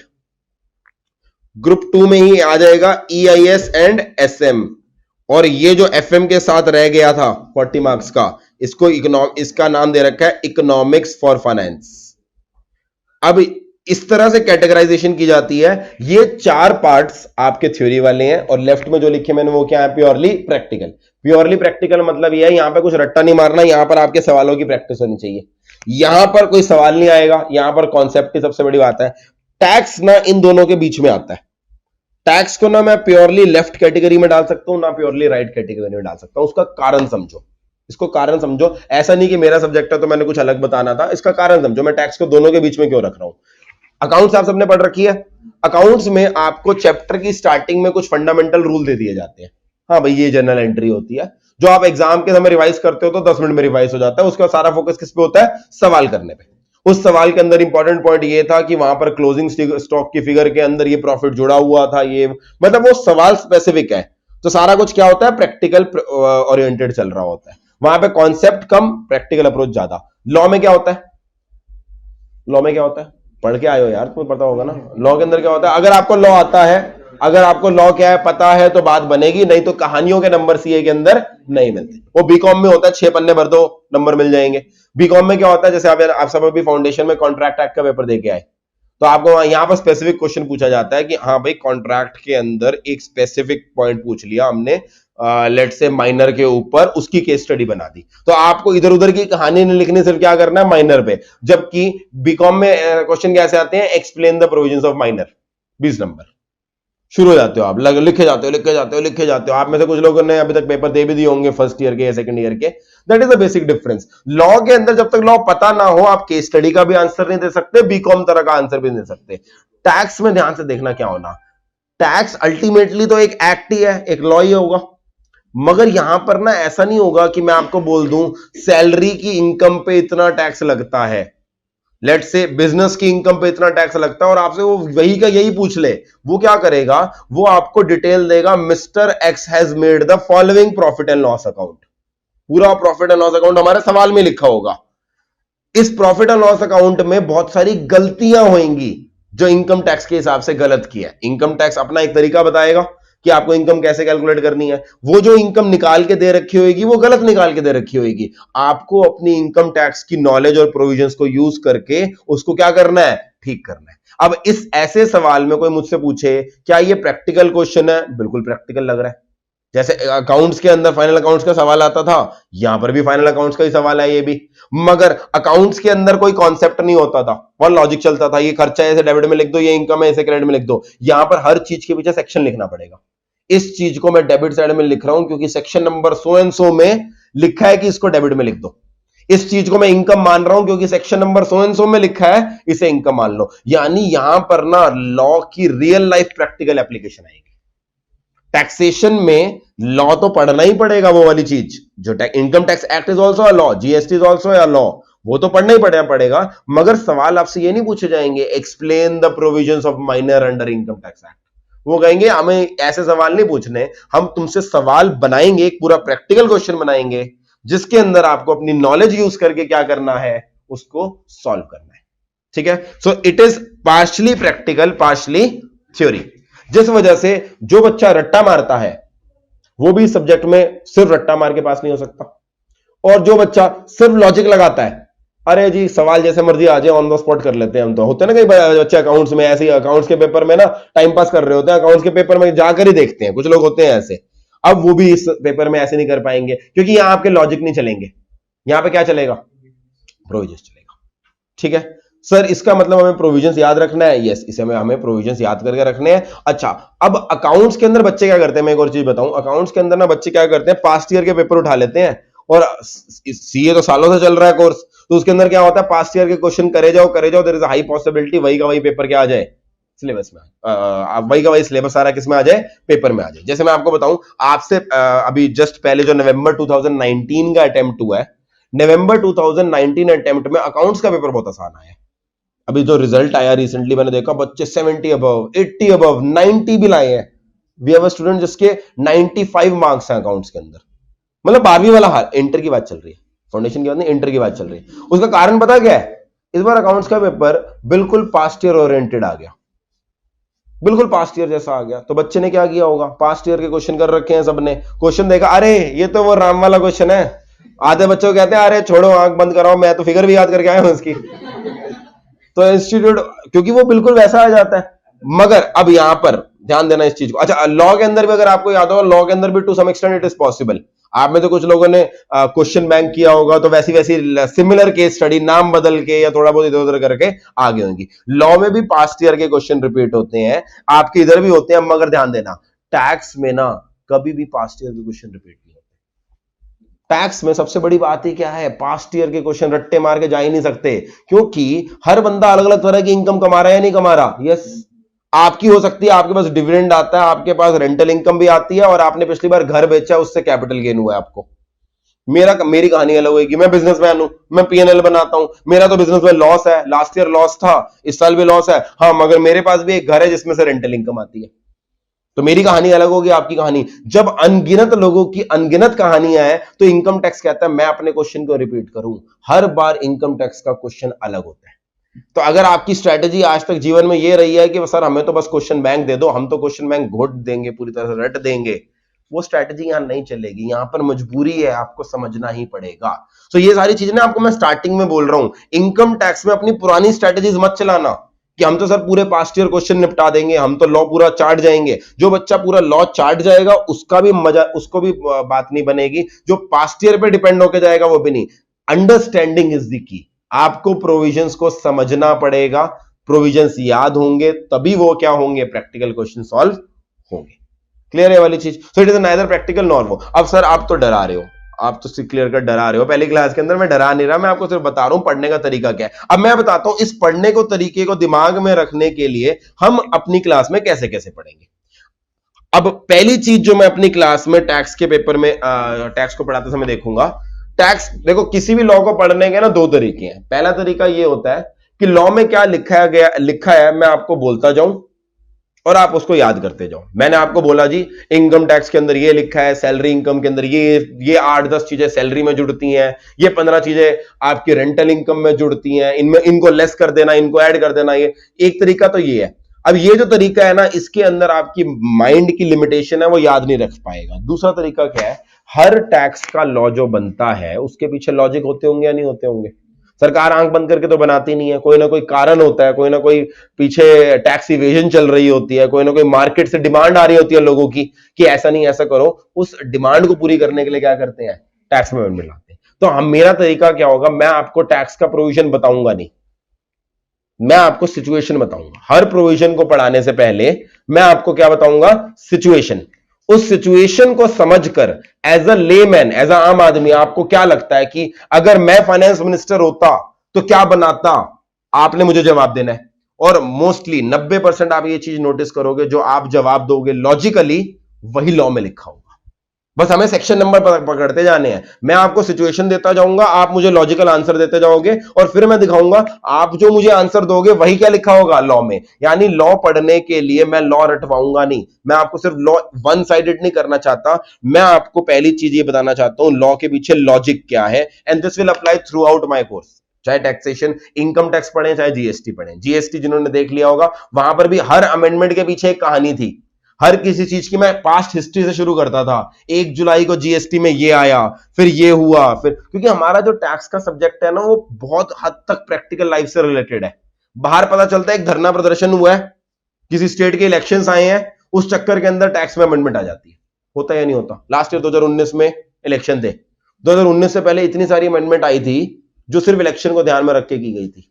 इलेक्शन खत्म हो गए, सेम सरकार फिर से चुन गई, फिर से क्या हुआ, अब वो अपने ही डिसीजन को रिवर्स कर देंगे अब, क्योंकि आपकी प्रैक्टिकल लाइफ में जो चीज चल रही है उसका डायरेक्ट इम्पैक्ट किस पे आता है? आपके सिलेबस पर आता है।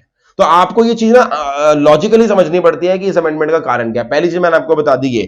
दूसरी चीज जो आपने नोटिस कर ली होगी फाउंडेशन के सिलेबस में, वो ये है कि सर जब हम क्लास में बैठ के पढ़ रहे होते हैं, जब एक चैप्टर पढ़ रहे होते हैं तो बहुत मजा आता है, तब ऐसा लगता है इस चैप्टर को तो सब कुछ पता है हमें, तब तो एक बार के लिए लगता है कि हाँ भाई रैंक पक्की है। अच्छा, रैंक की सबसे बड़ी बात है, न्यूज आ रही है कि रैंक ही खत्म कर रहे हैं वो, रैंक का सिस्टम ही, तो बच्चे का इंसेंटिव ही नहीं रहा पढ़ने के लिए अब तो। मगर हाँ 40 और ओवरऑल 50 का इंसेंटिव तो वो तो रहेगा ही ना हमेशा। अच्छी बात है मेरे हिसाब से रैंक अगर खत्म कर देते हैं तो। चलो मैं ये कह रहा था, बात भूल गया मैं क्या बोल रहा था। हाँ, मेन चीज यह, जब हम एक क्लास में एक चैप्टर कर रहे होते हैं पर्टिकुलरली, तब हमें ऐसा लग रहा होता है भाई ये चैप्टर अपना पूरा पक्का है। मगर जब एग्जाम में एक दिन पहले रिवाइज करना की बारी आती है तो वही चैप्टर बड़ा बेगाना बेगाना सा लगता है। वही चैप्टर ऐसा लगता है कि भाई ये क्या लिखा है, तब याद नहीं आ रहा होता। यानी कि सीए के अंदर एक चीज तो आपको फाउंडेशन की स्टार्टिंग में ही पता थी कि भाई यहां पर ना आखिरी दिन की तो दिक्कत है, आखिरी दिन में जो सिलेबस रिवाइज करना है ना, क्योंकि we come from a background जहां पर हमें 12th क्लास में इतने से बिजनेस स्टडीज के सिलेबस के लिए भी 5 छुट्टी मिलती थी, इतना सा इकोनॉमिक्स का सिलेबस है उसके अंदर 8 छुट्टी मिलती थी। कमिंग फ्रॉम दैट कल्चर, अब हमें आ जाएगा टैक्स का पूरा पेपर 1 छुट्टी, तो वहां पर आखिरी डे की रिवीजन की दिक्कत है। और मैं ये चीज फाउंडेशन में भी, जो फाउंडेशन वाले स्टूडेंट्स उनको हमेशा बोलता रहता था कि भाई तैयारी सिर्फ आज के लिए मत करो, ये मत सोचो आज मुझे ये चैप्टर आता है, तैयारी कर रहे हो तो किसके लिए करो? आखिरी दिन के लिए करो। कि क्या आखिरी दिन के लिए आपने नोटिंग्स करी हैं? क्या आखिरी दिन के लिए आपने कोई फ्लो चार्ट्स, कोई रिवीजन नोट्स बना के रखे हैं कि आखिरी दिन इस चैप्टर में 8 घंटे ना लगे, सिर्फ 1 घंटा लगे? और वो चीज मैं आखिरी तक बोलता रहा, और आपने ऑब्जर्व भी करी होगी, दिक्कत तब आ जाती है जब वो चैप्टर करने के लिए आखिरी दिन 8 घंटे नहीं होते, और हमें तो आदत होती है वो चैप्टर करने में कितनी देर लगती है? 8। और वो दिक्कत अगर आपको फाउंडेशन में आई ना, यहां पर टैक्सेशन के पेपर में बहुत ज्यादा आएगी, क्योंकि टैक्सेशन के पेपर में इनकम टैक्स और जीएसटी के ना जाने कितने प्रोविजंस होंगे। जिन्होंने जीएसटी पढ़ लिया उनको ये रियलाइज भी हो गया होगा, सिर्फ जीएसटी पढ़ के आपको पता लग गया होगा कितने सारे प्रोविजंस हैं। अब उसको मैं कह दूं कल मैं फुल सिलेबस जीएसटी का टेस्ट लूंगा, अर्ली बैच वालों को अगर मैं बोल दूं कल मैं फुल सिलेबस जीएसटी का टेस्ट लूंगा, कोई भी नहीं आएगा, कल सारे भाग जाएंगे यहां से उठ के। कारण मुझे भी पता है एक साथ जीएसटी रिवाइज करना बहुत ही मुश्किल है। अब इसका सर तरीका बताओ कोई, अब इसका मैं साथ साथ तरीका बताता हूं। इसके लिए हम क्या करेंगे, इकलौता तरीका क्या है? Flow charts, that is the only तरीका। क्यों सर? आप एक बार के लिए मैं आपसे पूछूं, आप सबने अपनी बहुत सारी 11th-12th तक अलग अलग स्कूल अटेंड किए होंगे या एक ही स्कूल में होंगे। आज मैं आपको बोलूं, आप सबने एसएसटी नाम का एक सब्जेक्ट पढ़ा होगा, हिस्ट्री, सिविक्स वगैरह। तो आज मैं आपको बोल दूं 7th क्लास में हिस्ट्री में कौन से चैप्टर थे? किसी को पता होगा? नहीं। मैं आपसे पूछूं 7th क्लास की हिस्ट्री के पेपर में आपके कितने मार्क्स आए थे? नहीं। मगर मैं आपसे ये पूछ रहा हूं 7th क्लास में हिस्ट्री की टीचर कैसे दिखती थी? अगर अच्छी दिखती हुई तो वो आज भी याद होगी। यस और नो? इसका कारण ये होता है कि हमारी विजुअल मेमोरी बहुत तेज होती है।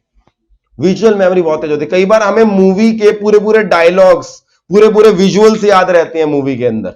कारण ये है, this is a scientific fact, कि हमारी जो विजुअल मेमोरी है that is more strong as compare to जो नॉर्मल मेमोरी है।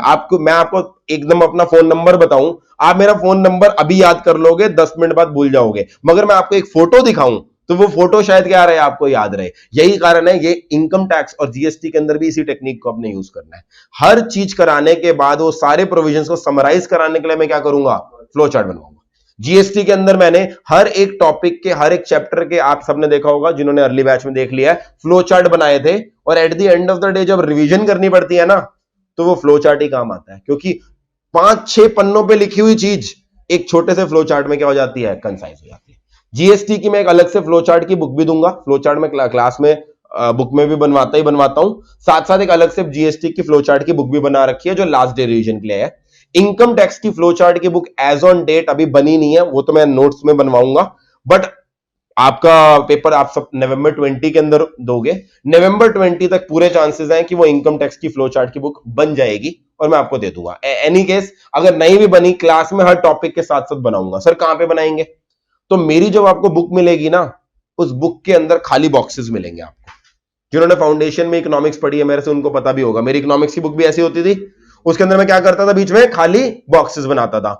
वहीं पर क्लास में ही हम उन बॉक्सेस के अंदर लिखेंगे जो भी मुझे एग्जाम रिलेटेड टिप्स बतानी है, एग्जाम में कंफ्यूजन कहां पर होती है, फ्लो चार्ट बनवाने हैं, वो मैं वहीं पर ही क्या करूंगा, उन बॉक्सेस के अंदर बनवाऊंगा, ताकि जब आप रिवाइज करो तो आपकी एक ही बुक हो, उसी एक बुक के अंदर डिस्क्रिप्टिव वे में भी लिखा हो और उसी का जो सारा version of flow chart version में दे रखा हो। आखिरी दिन आप डिस्क्रिप्टिव पढ़ ही नहीं पाओगे, आखिरी दिन आप सिर्फ किसके सहारे जाओगे, फ्लो चार्ट के। और ये आपको टेक्निक नहीं बता रहा है, ये मजबूरी है। ये मजबूरी है कि आखिरी दिन ना रिवीजन करने के लिए ले दे के क्या काम आता है, फ्लो चार्ट ही काम आता है। क्लियर है वाली चीज? तो दो चीजें हमारे साथ से चलेंगी। पहली चीज, पढ़ाते समय हम उस चीज की डीप में जाएंगे, लॉजिक के हिसाब से पढ़ेंगे।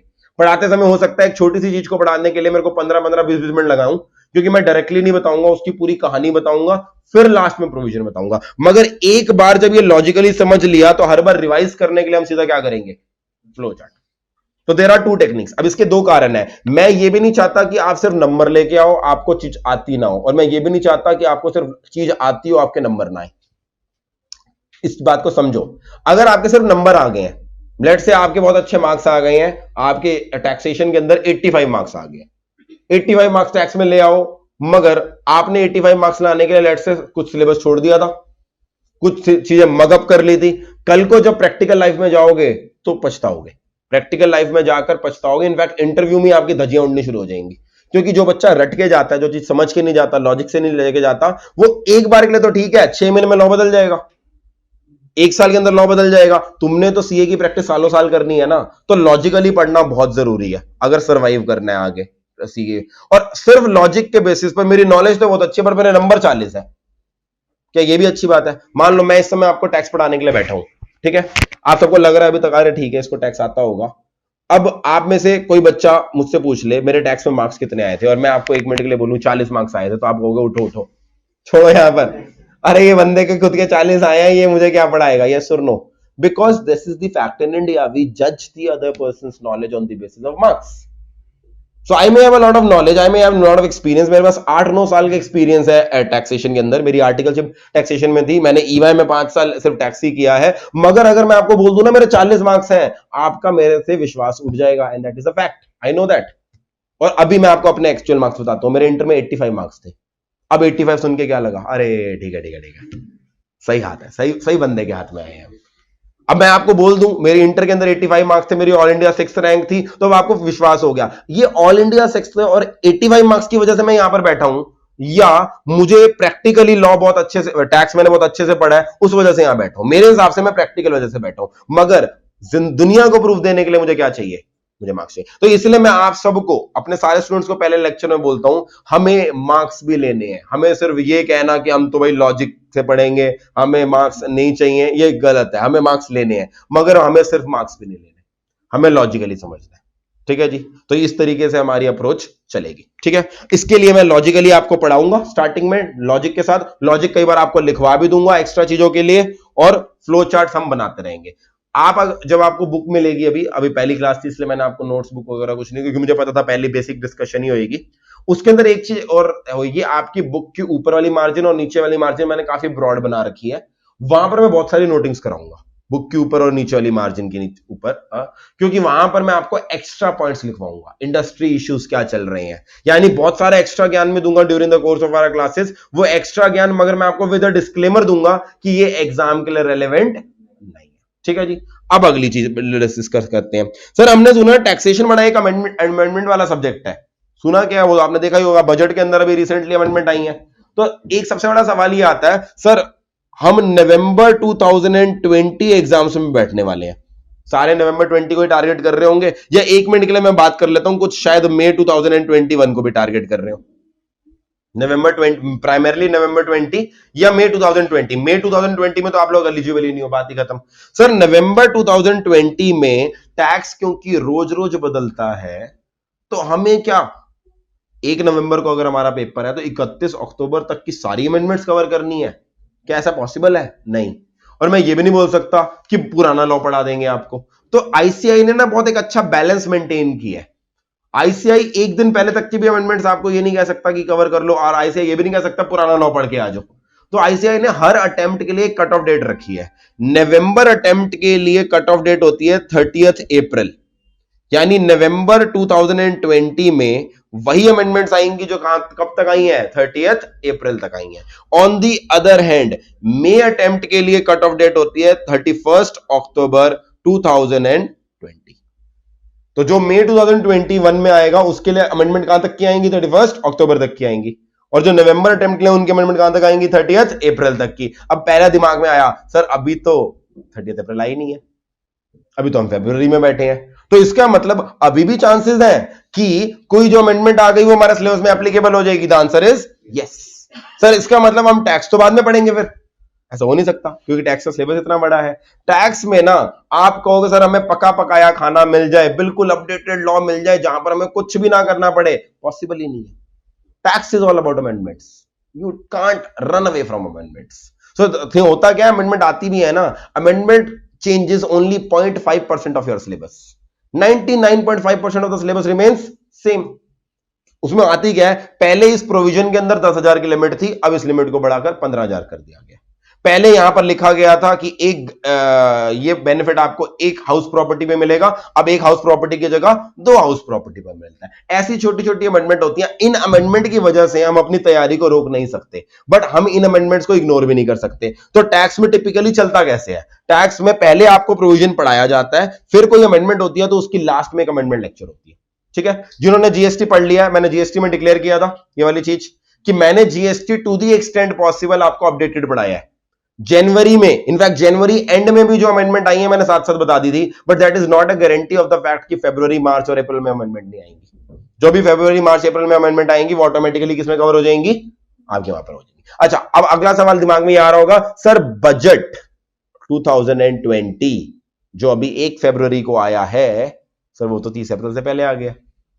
तो इसका मतलब बजट 2020 क्या नवंबर 20 एग्जाम्स के लिए एप्लीकेबल होगा या नहीं? आप बताओ पहले, क्या लग रहा है? यहां तक की कहानी सुन के लगता है बजट होगा। द आंसर इज नहीं होगा। द आंसर इज नहीं होगा। कारण समझो उसका, कारण थोड़ा सा अभी समझ में आएगा, थोड़ी नेक्स्ट क्लास तक पूरे अच्छे से कारण समझ में आ जाएगा। जब बजट आता है ना, अगर मैं बात करूं बजट तो एक लेमैन का टर्म है। बजट के अंदर एक डॉक्यूमेंट होता है जिसका नाम होता है फाइनेंस एक्ट। फाइनेंस बिल बोलते हैं। जब पार्लियामेंट पास कर देती है तो क्या बन जाता है वो? Finance act. Finance act 2020। Finance act 2020 ना अभी पास हो गया है या अभी पास होगा? अभी पार्लियामेंट में पास हो गया या होगा? उस दिन बजट तो निर्मला सीतारामन जी ने क्या किया है? संसद में पेश किया है। अभी संसद इस पे क्या करेगी? डिबेट करेगी। कब करेगी? दिल्ली के इलेक्शन के बाद करेगी। अभी सारी संसद बिजी है कैंपेनिंग के अंदर। उसके बाद क्या आएगी? संसद डिबेट करेगी। डिबेट क्या ही करेगी? आधे लोगों को तो समझ में नहीं आता, आधे तो सिर्फ बैठे होते हैं शेम करने के लिए। उनका ये होता है कि भाई देखो कुछ हो रहा है या नहीं हो रहा, कुछ हो रहा है ताली मारनी है या शेम करना है, बस। तो बच्चों वाली हरकतें करते हैं। तो अब कहते तो हम यही है ना, संसद ने पास किया, पार्लियामेंट ने पास किया, तो पार्लियामेंट पास करेगी। पास करते करते टाइम लग जाएगा। पास करने का तरीका आपको पता होगा। पहले कौन पास करता है? लोकसभा। फिर कौन पास करती है? राज्यसभा। उसके बाद प्रेसिडेंट के पास जाता है। प्रेसिडेंट क्या करता है? उसके ऊपर sign. This is how a bill becomes a act. Detail में भी थोड़ा सा डिस्कस करूंगा। या लॉ वाले सर आपसे डिस्कस करेंगे लॉ बनता कैसे है, शायद फाउंडेशन में आपको बता भी रखा हो। तो फाइनेंस एक्ट बनते बनते प्रेसिडेंट का साइन आते आते मार्च आ जाएगी। सर मार्च आ जाएगी, इसका मतलब 30 अप्रैल तो अभी भी नहीं आई ना। इस एक्ट में, फाइनेंस एक्ट में बहुत सारे प्रोविजंस ऐसे होते हैं जिनकी एप्लीकेबिलिटी, इस पॉइंट को ध्यान रखना, वो पास तो हो जाता है मगर उनकी एप्लीकेबिलिटी 30 अप्रैल के बाद होती है। इसलिए बजट 2020 में there will not be any amendment. बहुत लिमिटेड अमेंडमेंट्स होंगी जो 30 अप्रैल से पहले इफेक्टिव होंगी। 90% of the amendments which have come in budget 2020, their applicability date will be after 30 April. And since their applicability date is after 30 April, वो enforce नहीं होंगे 30 अप्रैल को। और क्योंकि वो इनफोर्स नहीं होंगे 30 अप्रैल को, तो वो नवंबर 2020 में अप्लाई नहीं होंगे। अभी मैं आपको जैसे जैसे पढ़ाऊंगा ना, अभी वो चीज बाद में डिटेल में ढंग से बताऊंगा कि ये एप्लीकेबिलिटी का मतलब क्या होता है। तो अभी के लिए आप समझ के चलो, आपके सिलेबस में नवंबर 2020 के सिलेबस में फाइनेंस एक्ट 2019 तक की अपडेशंस आएंगी, इसके बाद की कोई अपडेशन नहीं आएगी। बजट 2020 जो अभी पेश हुआ है, that is not applicable for November 2020 exam. That should be clear in your mind. तो अगर आप न्यूज़पेपर पढ़ रहे हो, टीवी पे कुछ देख रहे हो, आपको न्यूज सुनने में आ रही है ऐसा हो गया वैसा हो गया, watch it as a news, but don't think about it as आपके सिलेबस। आपके सिलेबस के अंदर अभी भी मैं क्या पढ़ाऊंगा, as per budget 2019। Sir budget 2020 कब अप्लाई होगा? मई 2021 और नवंबर 2021, इन दो अटेम्प्ट के अंदर जो बच्चा पेपर देगा, वहां पर फाइनेंस एक्ट 2019 नहीं अप्लाई होगा, वहां पर फाइनेंस एक्ट 2020 अप्लाई होगा। बात समझ में आई है? तो अभी हम लोगों के लिए, हम बहुत लकी हैं कि हमारे लिए नया बजट अप्लाई नहीं कर रहा, क्योंकि नया बजट जब अप्लाई करता है तो बड़ी दिक्कतें आती हैं, उसके अंदर काफी सारी क्लैरिफिकेशंस बाद में आती रहती हैं, तब तक समझ में नहीं आता। तो हमारे पास जो tried and tested finance act 2019 का बजट है वही आएगा। और 2019 के बजट में ना एक खास बात थी, वो एक बार नहीं आया था, वो 2 बार आया था। क्यों आया था 2 बार? इलेक्शन के चक्कर में। इलेक्शन से पहले एक इंटरिम बजट आया था, इलेक्शन के बाद एक फाइनल बजट आया था। तो इंटरिम और फाइनल बजट दोनों के अंदर जो टैक्स अमेंडमेंट्स आई हैं, वो हमारी नवंबर 2020 के लिए एप्लीकेबल है। अगर यहां पर आप एक सिमेट्री देखोगे ना ध्यान से, तो मे अटेम्प्ट और नवंबर अटेम्प्ट, सेम ईयर के मे अटेम्प्ट और नवंबर अटेम्प्ट के अंदर मोर और लेस प्रोविजन सेम होते हैं। थोड़ी बहुत अमेंडमेंट्स आती हैं, मगर फाइनेंस एक्ट क्योंकि सेम होता है इसलिए ज्यादा अमेंडमेंट नहीं होती। सबसे ज्यादा अमेंडमेंट उस बच्चे के लिए आती है जो नवंबर अटेम्प्ट में फेल हो जाता है या नवंबर अटेम्प्ट को स्किप कर देता है और मई में चला जाता है। यानी कि जो बच्चे नवंबर 2019 में फेल हो गए या नवंबर 2019 में जिन्होंने पेपर ही नहीं दिया टैक्स का और अब वो मई 20 में अपीयर हो गए, तो आप इमेजिन कर सकते हो उनके लिए थोड़ी सी दिक्कत आ गई। क्यों दिक्कत आ गई? क्योंकि उन्होंने फाइनेंस एक्ट 2018 के हिसाब से पढ़ा था, अब उनके ऊपर क्या लग गया, फाइनेंस एक्ट 2019। और आप अगर नवंबर 2020 की जगह मई 2021 में ग्रुप 1 प्लान करने बैठ गए, तो आपको भी फाइनेंस एक्ट 2019 नहीं लगेगा, क्या लगेगा? आप फाइनेंस एक्ट 2020। तो आपको इसलिए it is always advisable tax point of view से, always appear for November exams. May exams के अंदर थोड़ा सा जल्दी वो बजट अप्लाई हो जाता है, तब तक सेटल नहीं हुआ होता, नवंबर तक सब सेटल हो चुका होता है उस बजट से रिलेटेड। तो आप जो लॉ पढ़ते हो बिल्कुल टिप टॉप लॉ पढ़ते हो। क्लियर है वाली चीज? मैंने आपको बता दिया कहां तक है, पढ़ने का स्टाइल क्या होगा, सिलेबस वगैरह सब आपको बता दिया। Now let us move on. सबसे पहले बात करते हैं इनकम टैक्स की। चलो, दिस इज आज स्टार्टिंग। थोड़ी बहुत डिस्कशन आज कर लेते हैं आज वाली क्लास के अंदर इनकम टैक्स के बारे में। मैंने आपको बता दिया सिलेबस के बारे में। Let us proceed with income tax. Income tax नाम से पता लग रहा है, it is a tax levied on income. ये तो बताने की जरूरत नहीं है, tax levied on income. Income के ऊपर टैक्स पे करना होता है। अब एक बार ना पहले बात करते हैं टैक्स आया कहां से आई है। मतलब कहीं ना कहीं टैक्स लगा है, तो उस टैक्स के लगने की कहीं ना कहीं पावर दे रखी होगी या नहीं दे रखी होगी। पहले देखते हैं हमारे कॉन्स्टिट्यूशन में ना हर चीज की पावर घूम फिर के कहां से निकल के आती है, कॉन्स्टिट्यूशन से। चाहे कोई सरकार एक्ट पास करे, कोई वो एक्ट अच्छा हो बुरा हो, हम सबसे पहले क्या बोलते हैं, वो कॉन्स्टिट्यूशन के पैरामीटर्स मीट कर रहा है या नहीं कर रहा। That applies to every act. Every single act that government passes has to pass the test of constitutionality. आप सबने देखा लास्ट ईयर आर्टिकल 370 को खत्म करने के लिए एक एक्ट लाया गया, उसको कॉन्स्टिट्यूशनली चैलेंज कर दिया गया।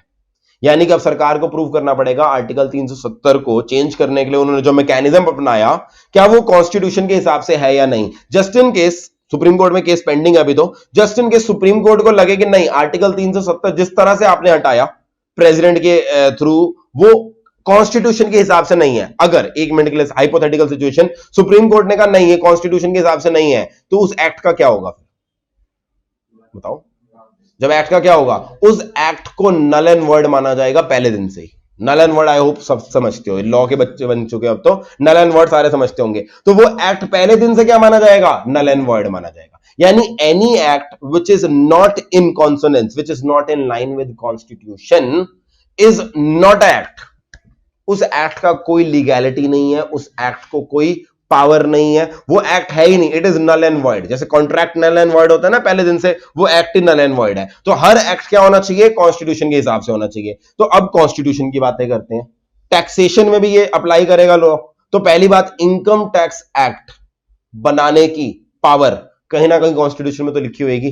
पहले तो इनकम टैक्स एक्ट पे बाद में आएंगे, पहले ये देखते हैं इनकम टैक्स एक्ट की पावर कहां लिखी है। तो अब मैं आपको एक बार, आपने अभी स्क्रीन पर ही देखना है, नोट्स वगैरह सब बाद में देख लेंगे, यहां पर बात करते हैं। हाँ जी, सबसे पहले Why is it necessary to refer to the constitution, वो तो मैंने आपको बता दिया।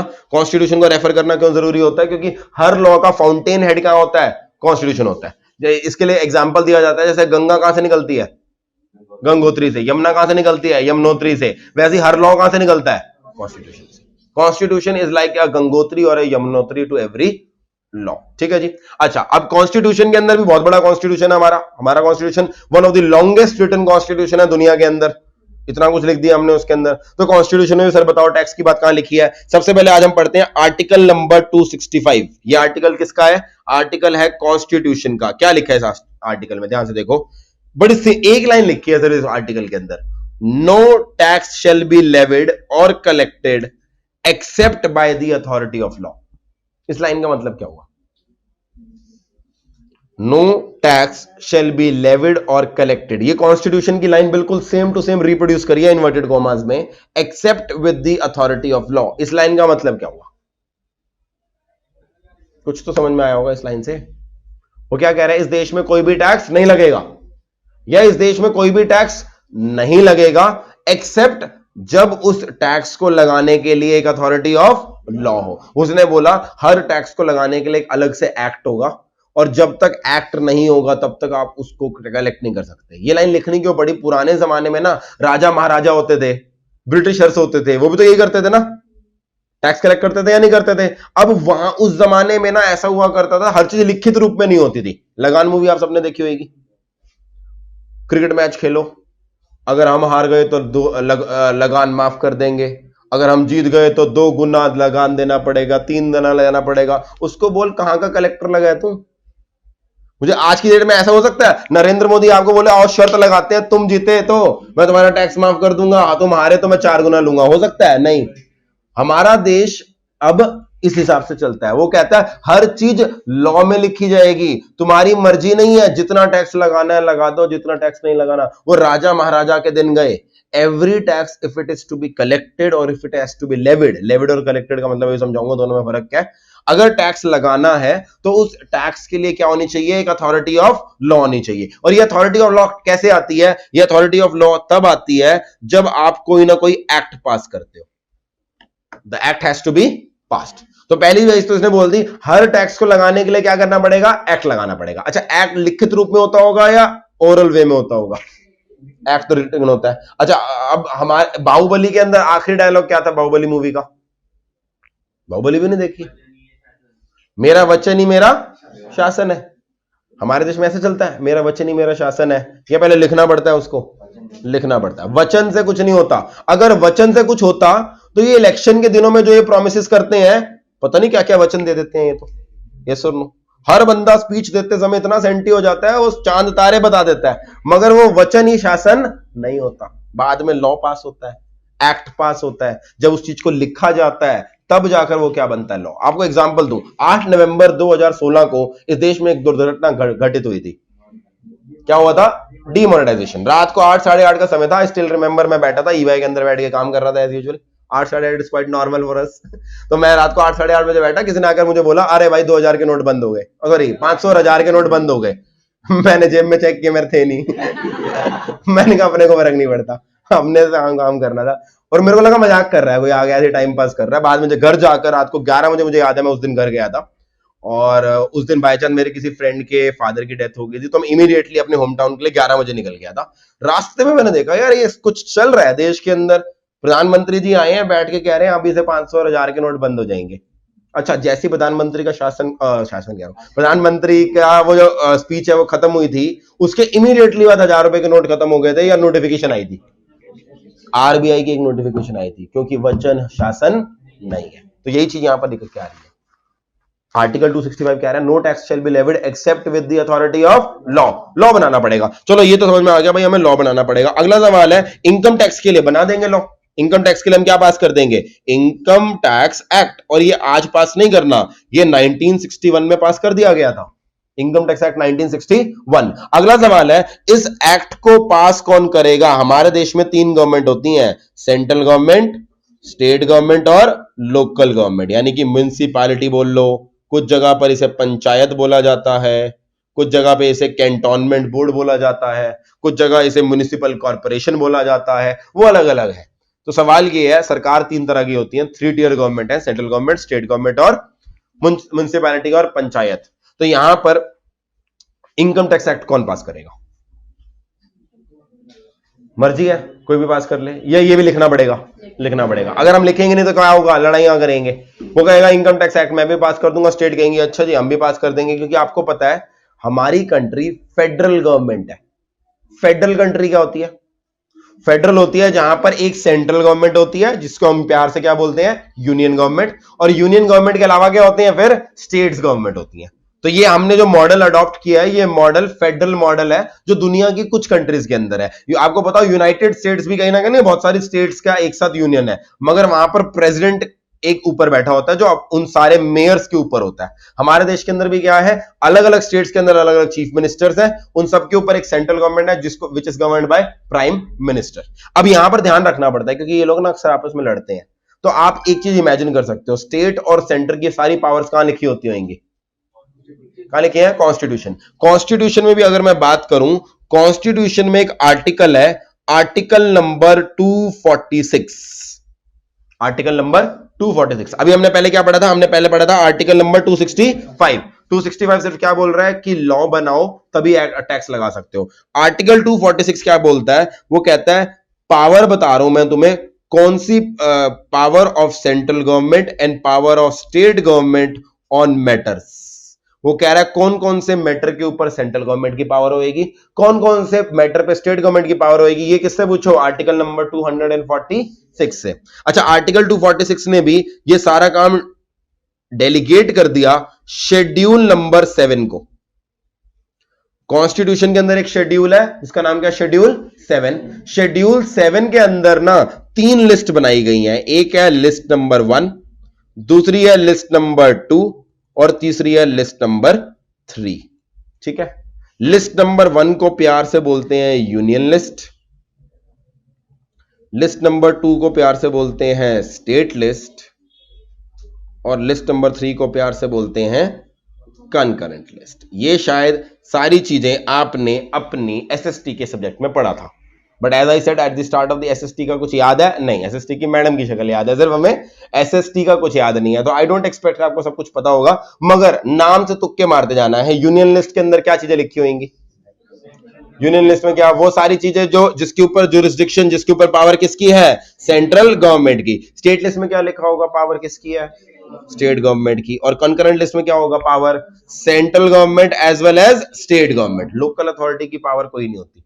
लोकल अथॉरिटी ना, जब इनिशियली बी.आर. अंबेडकर जी ने कॉन्स्टिट्यूशन बनाया था, कोई लोकल अथॉरिटी का जिक्र ही नहीं था। लोकल अथॉरिटी का जो ये कॉन्सेप्ट आया ना, म्युनिसिपैलिटी का, पंचायत का, ये 1970 के आसपास आया through a constitutional amendment. Constitutional amendment करके इसको लाया गया था। इसलिए जो पावर बांटी गई थी ना आर्टिकल 246 में ओरिजिनली, वो सिर्फ किस में बांटी गई थी? सेंटर और स्टेट के अंदर बांटी गई थी। बात सही है? अच्छा, अब यहां पर ये बोलना कि यूनियन लिस्ट में वो सारे मैटर आएंगे जिसपे सेंट्रल गवर्नमेंट है, ये गलत है तरीका। पहले मैंने जान के भाई बोला, फ्लो में जो आप बोल रहे थे मैंने कहा लिखता जाता हूं। मैंने आपको बोला ये कहना गलत है कि यूनियन लिस्ट में सेंट्रल गवर्नमेंट की पावर होती है, यूनियन लिस्ट में पार्लियामेंट की पावर होती है। अब अगला सवाल आ गया, टैक्स तो बाद में पढ़े, पहले तो पॉलिटिक्स निपटाएं अपनी। पार्लियामेंट और सेंट्रल गवर्नमेंट में फर्क क्या होता है ये बताओ? एक ही होती है या अलग अलग होती है? पार्लियामेंट और सेंट्रल गवर्नमेंट एक ही चीज है या अलग अलग चीज है? अलग अलग चीजें। पार्लियामेंट कौन है? पार्लियामेंट का मतलब लोकसभा और राज्यसभा। राज्यसभा और लोकसभा मतलब लोकसभा में इलेक्टेड 542 मेंबर्स, राज्यसभा में इलेक्टेड 272 या 273 जितने भी लोग हैं वो, दे together comprise the parliament. Parliament को हम प्यार से लेजिस्लेचर भी बोलते हैं। लेजिस्लेचर मतलब लॉ बनाने वाले लेजिस्लेचर। हमारे देश में सारे लॉ गवर्नमेंट नहीं बनाती, कौन बनाती है? पार्लियामेंट बनाती है। कोई भी लॉ की बात कर लो, जीएसटी लॉ की बात कर लो, इनकम टैक्स की बात कर लो, कंपनीज एक्ट की बात कर लो, आर्टिकल 370 को खत्म करने की बात कर लो, सिटीजनशिप अमेंडमेंट बिल जिसके चक्कर में इतने सारी प्रोटेस्ट हो रही हैं उसकी बात कर लो, ये गवर्नमेंट ने नहीं पास करे। ये किसने पास करे हैं? पार्लियामेंट ने। फिर भी सर गाली तो गवर्नमेंट को देते हैं हम। जीएसटी नहीं चल रहा, गाली किसके लिए निकलती है? मोदी गवर्नमेंट के लिए। तो मोदी गवर्नमेंट को गाली क्यों दे रही है? क्योंकि पार्लियामेंट में किसी चीज को पास करने के लिए कितनी मेजॉरिटी चाहिए होती है? 50%। टिपिकली जिस पार्टी की सरकार होती है उसकी पार्लियामेंट में भी क्या होती है? यूजुअली 50% से मेजॉरिटी होती है। इसीलिए आम भाषा में बोल दिया जाता है ये लॉ गवर्नमेंट ने बनाया है। गवर्नमेंट कभी लॉ नहीं बनाती, लॉ हमेशा कौन बनाता है? Parliament. Who is the law making body in a country? The parliament. और पार्लियामेंट से ऊपर कोई नहीं है इस देश में, पार्लियामेंट ही सुप्रीम है। हर लॉ बनाएगा तो कौन बनाएगा? पार्लियामेंट। सर सुप्रीम कोर्ट भी तो लॉ बना सकता है? नहीं, सुप्रीम कोर्ट लॉ बनाता नहीं है, सुप्रीम कोर्ट लॉ को इंटरप्रेट करता है। सुप्रीम कोर्ट ये नहीं बोल सकता आर्टिकल 370 को हटाना अच्छा था या बुरा था। वो कहेगा I am nobody to tell, this is a work of parliament, I will only tell क्या ये कॉन्स्टिट्यूशनली वैलिड है या इनवैलिड है। सिमिलरली इनकम टैक्स एक्ट में टैक्स रेट इतना क्यों लगाया, ये पार्लियामेंट का काम है। सुप्रीम कोर्ट जब उसे इंटरप्रेट करेगा कि क्या ये कॉन्स्टिट्यूशनली साउंड है या नहीं है। तो पार्लियामेंट और सेंट्रल गवर्नमेंट डिफरेंस में आ गया। we may have central government as BJP and NDA government right now, but parliament is not NDA. Parliament is that set of 542 members of different parties that you have elected and sent to the parliament, and these are 270 Rajya Sabha members जिनको आप directly elect नहीं करते, आप MLAs को elect करते हो, MLAs आगे इनको इलेक्ट करते हैं, तो इनडायरेक्टली उनको भी आपने इलेक्ट किया राज्यसभा वालों को। तो those elected members are parliament. Government is called executive. Government, अगर आपको याद हो बचपन में हमारे देश में 3 ऑर्गन्स होते हैं, एक होता है लेजिस्लेचर, एक होता है जुडिशरी, और तीसरी चीज क्या आती है हमारी? एग्जीक्यूटिव। तो गवर्नमेंट कौन सी कैटेगरी में आती है? गवर्नमेंट आती है एग्जीक्यूटिव कैटेगरी में। गवर्नमेंट का काम होता है कोई भी एक्ट जो पार्लियामेंट ने पास कर दिया है उसको इंप्लीमेंट करना, उसको एग्जीक्यूट करना। तो government is basically all those IAS officers, all those departments जिनका काम है उस पॉलिसी को लाना। मगर वो पॉलिसी बनाता कौन है? वो पॉलिसी बनाती है पार्लियामेंट। अच्छा, अब आज से हम ये बोलेंगे यूनियन गवर्नमेंट में पावर किसके पास है? पार्लियामेंट। जब भी मैं गलती से बोल भी दूं, क्योंकि लूजली हम अभी भी यही बोलेंगे सेंट्रल गवर्नमेंट, तो आप समझ जाना although I am saying central government but I actually mean what? Parliament. ठीक है जी। तो इनकम टैक्स एक्ट किसने बनाया है? ये नहीं बोलोगे सेंट्रल गवर्नमेंट ने, आप बोलोगे पार्लियामेंट ने। स्टेट लिस्ट के अंदर क्या आता है? अगेन स्टेट गवर्नमेंट गलत वर्ड है, क्या वर्ड होना चाहिए? State legislature.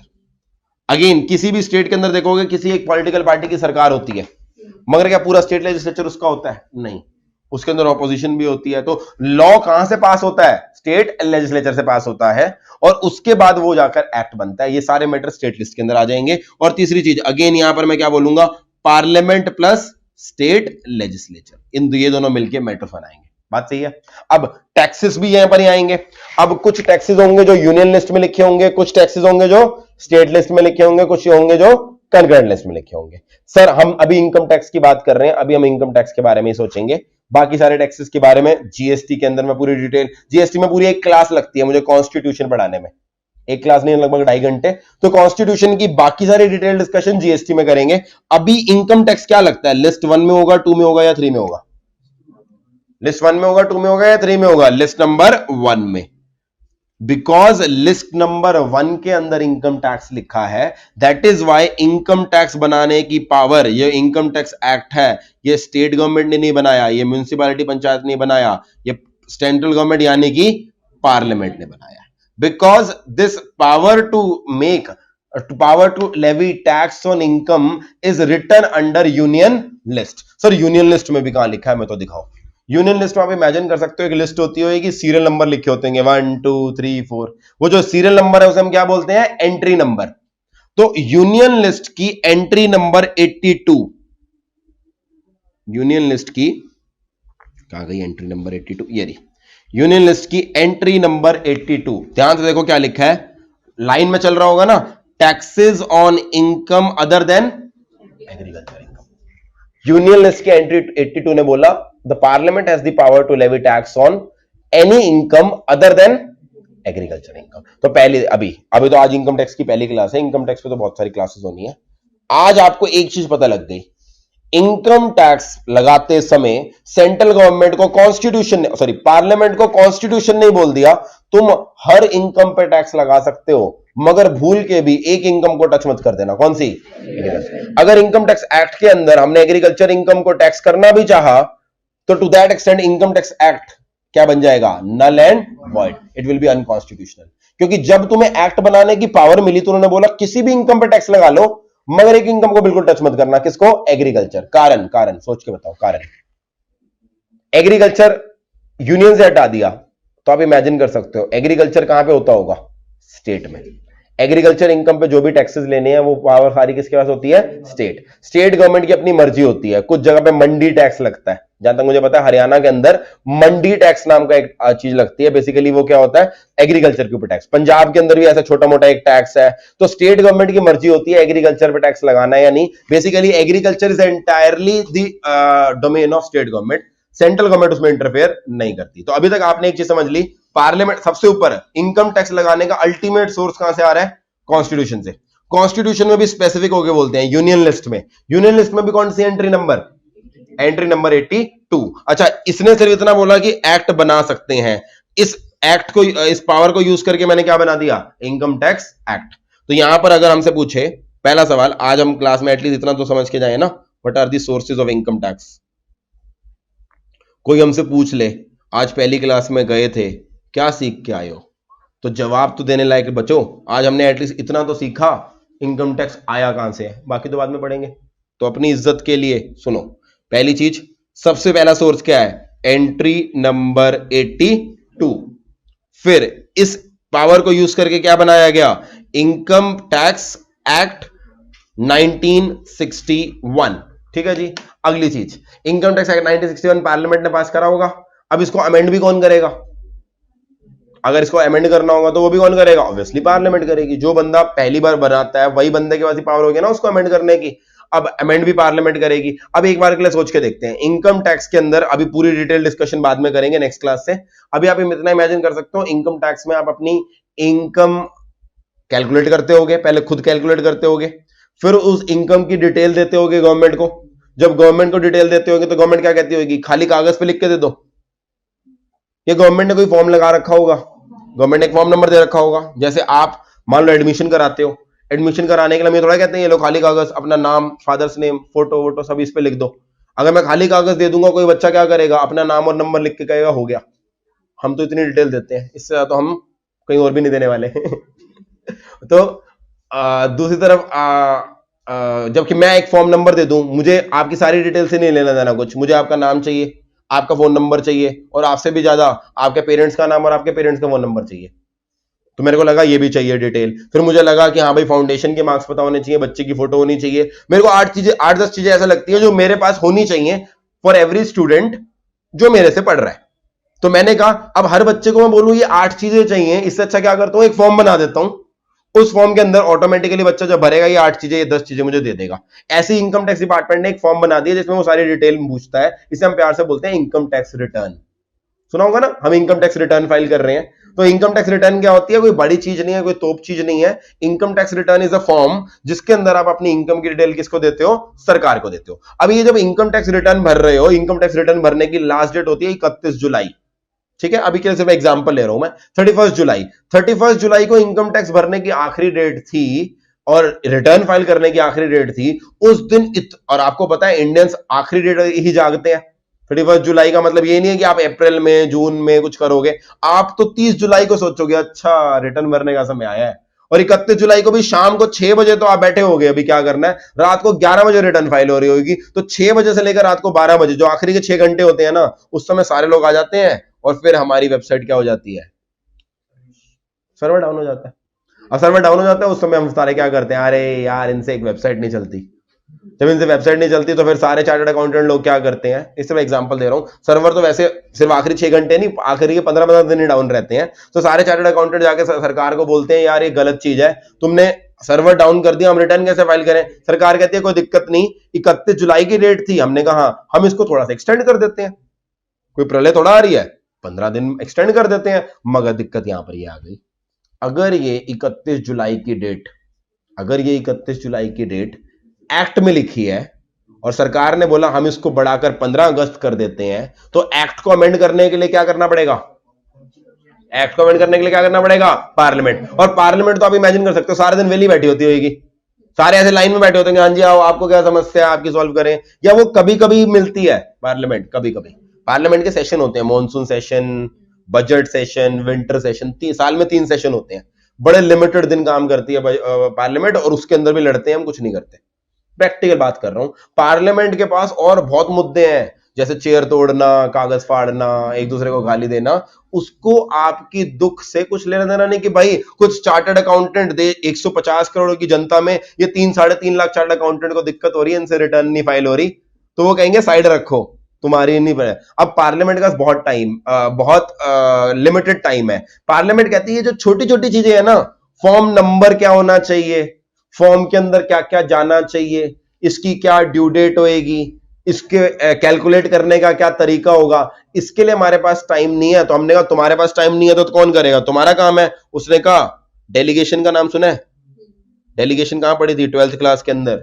जब मेरे पास टाइम नहीं होता तो मैं अपने जूनियर को बोल देता हूं, तो पार्लियामेंट ने बोला हाँ भाई जूनियर बताओ कौन है जूनियर, कौन है जूनियर? पार्लियामेंट ने बोला हाँ भाई सेंट्रल गवर्नमेंट। सेंट्रल गवर्नमेंट ने बोला हाँ थोड़ी बहुत चीजें तुम भी कर लिया करो, तो तुम्हें हमने पावर दे दी, तुम क्या बनाओगे?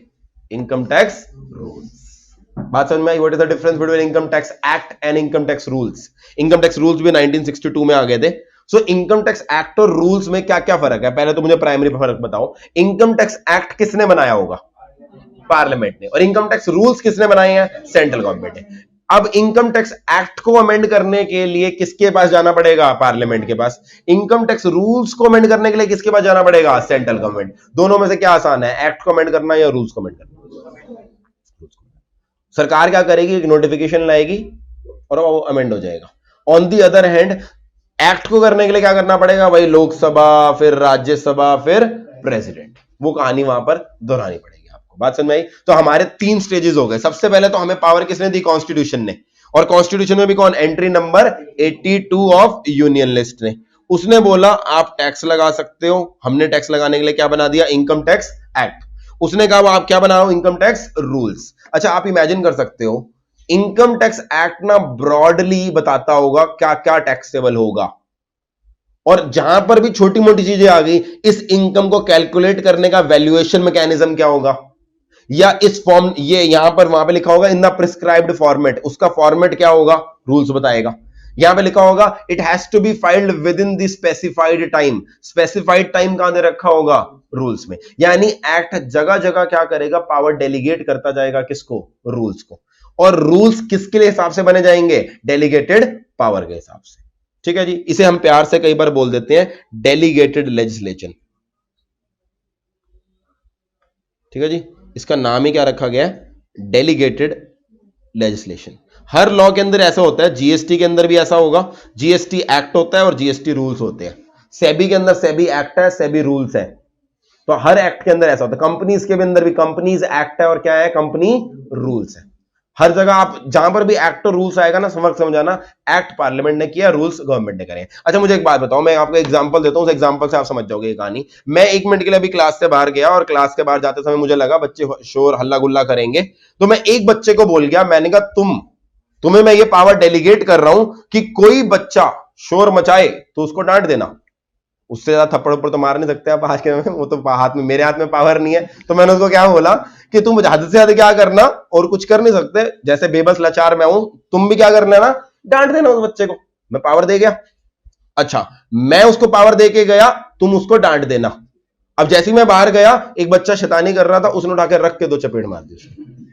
एग्जाम्पल दी। मैं वापस आया, दोनों की लड़ाई चल रही है। मैंने कहा हाँ भाई क्या हो गया? उसने बोला सर आपने बोला था कोई कुछ करे तो उसको चपेट मार देना। मैंने कहा नहीं, मैंने तो ऐसा बिल्कुल नहीं बोला। मैंने तो क्या बोला था? अगर कोई शरारत करे तो उसे क्या करना? डांट देना। तुमने थप्पड़ कैसे मार दिया? उसने बोला सर बस हालात के हिसाब से मुझे लगा थप्पड़ मारना सही है, मैंने थप्पड़ मार दिया। अब मुझे बताओ मैं किसको डांटू, जिसने थप्पड़ मारा या जिसने थप्पड़ खाया? जिसने मारा, पहले तो उसको डांटूंगा। पहले मैं उसको इसलिए डांटूंगा कि भाई तेरे को पावर जितनी डेलीगेट की गई थी, तेरे को उतनी पावर करनी थी ना। तेरा एक्ट अल्ट्रा वायर्स माई पावर है। बात समझ में, लीगल भाषा समझ में आई? तो इसका कारण, अब मेरा सवाल है, रूल में मैंने कुछ ऐसा लिख दिया जो एक्ट से कॉन्ट्राडिक्टरी है, कौन जीतेगा? एक्ट जीतेगा या रूल जीतेगा? क्योंकि रूल को पावर देने वाला ही कौन है? एक्ट। एक्ट में कुछ भी ऐसा नहीं हो सकता जो कॉन्स्टिट्यूशन के अगेंस्ट हो, और रूल में कुछ ऐसा नहीं हो सकता जो एक्ट के अगेंस्ट हो। रूल और एक्ट में लड़ाई हुई तो एक्ट जीतेगा, एक्ट और कॉन्स्टिट्यूशन में लड़ाई हुई तो कौन जीतेगा? कॉन्स्टिट्यूशन। अगर जैसे अभी मैंने पढ़ा, एंट्री 82 ने बोला tax on any income other than agriculture income. If you try to bring a tax on agriculture income, it will be ultra vires the constitution। और एक जगह हमने लिखा every individual, मैं एग्जांपल ले रहा हूं, एक्ट में लिख दिया every individual has to file return within prescribed period but not later than 31st July। Every individual has to file return within prescribed period but not later than 31 जुलाई। अब prescribed period कौन बताएगा? Rules ने बोल दिया 15 अगस्त। क्या ये rule सही होगा? नहीं, क्योंकि एक्ट ने जब पावर डेलीगेट करी उसने क्या बोल दिया? नॉट लेटर देन 31 जुलाई। मैं एग्जांपल ले रहा हूं। So any rule can not be against the income tax act. Rule को करने के लिए ये होता है। और क्या सर रूल को भी हम खत्म करा सकते हैं? देखो यहां पर डिफरेंस आता है एक चार्टर्ड अकाउंटेंट और एक लॉयर में। जब आप किसी रूल में फंस रहे हो तो आप चार्टर्ड अकाउंटेंट के पास जाओगे ना, चार्टर्ड अकाउंटेंट क्या कहेगा? अरे जी ये तो लॉ है, क्या करें? आप गाली दे सकते हो सरकार को, मगर क्या करें फॉलोवर। आप लॉयर के पास जाओ, लॉयर पता क्या कहेगा? चलो कोर्ट। कोर्ट जाके क्या करोगे? वो कहता है कोर्ट जाके ना इस रूल को स्ट्राइक डाउन करवा देंगे।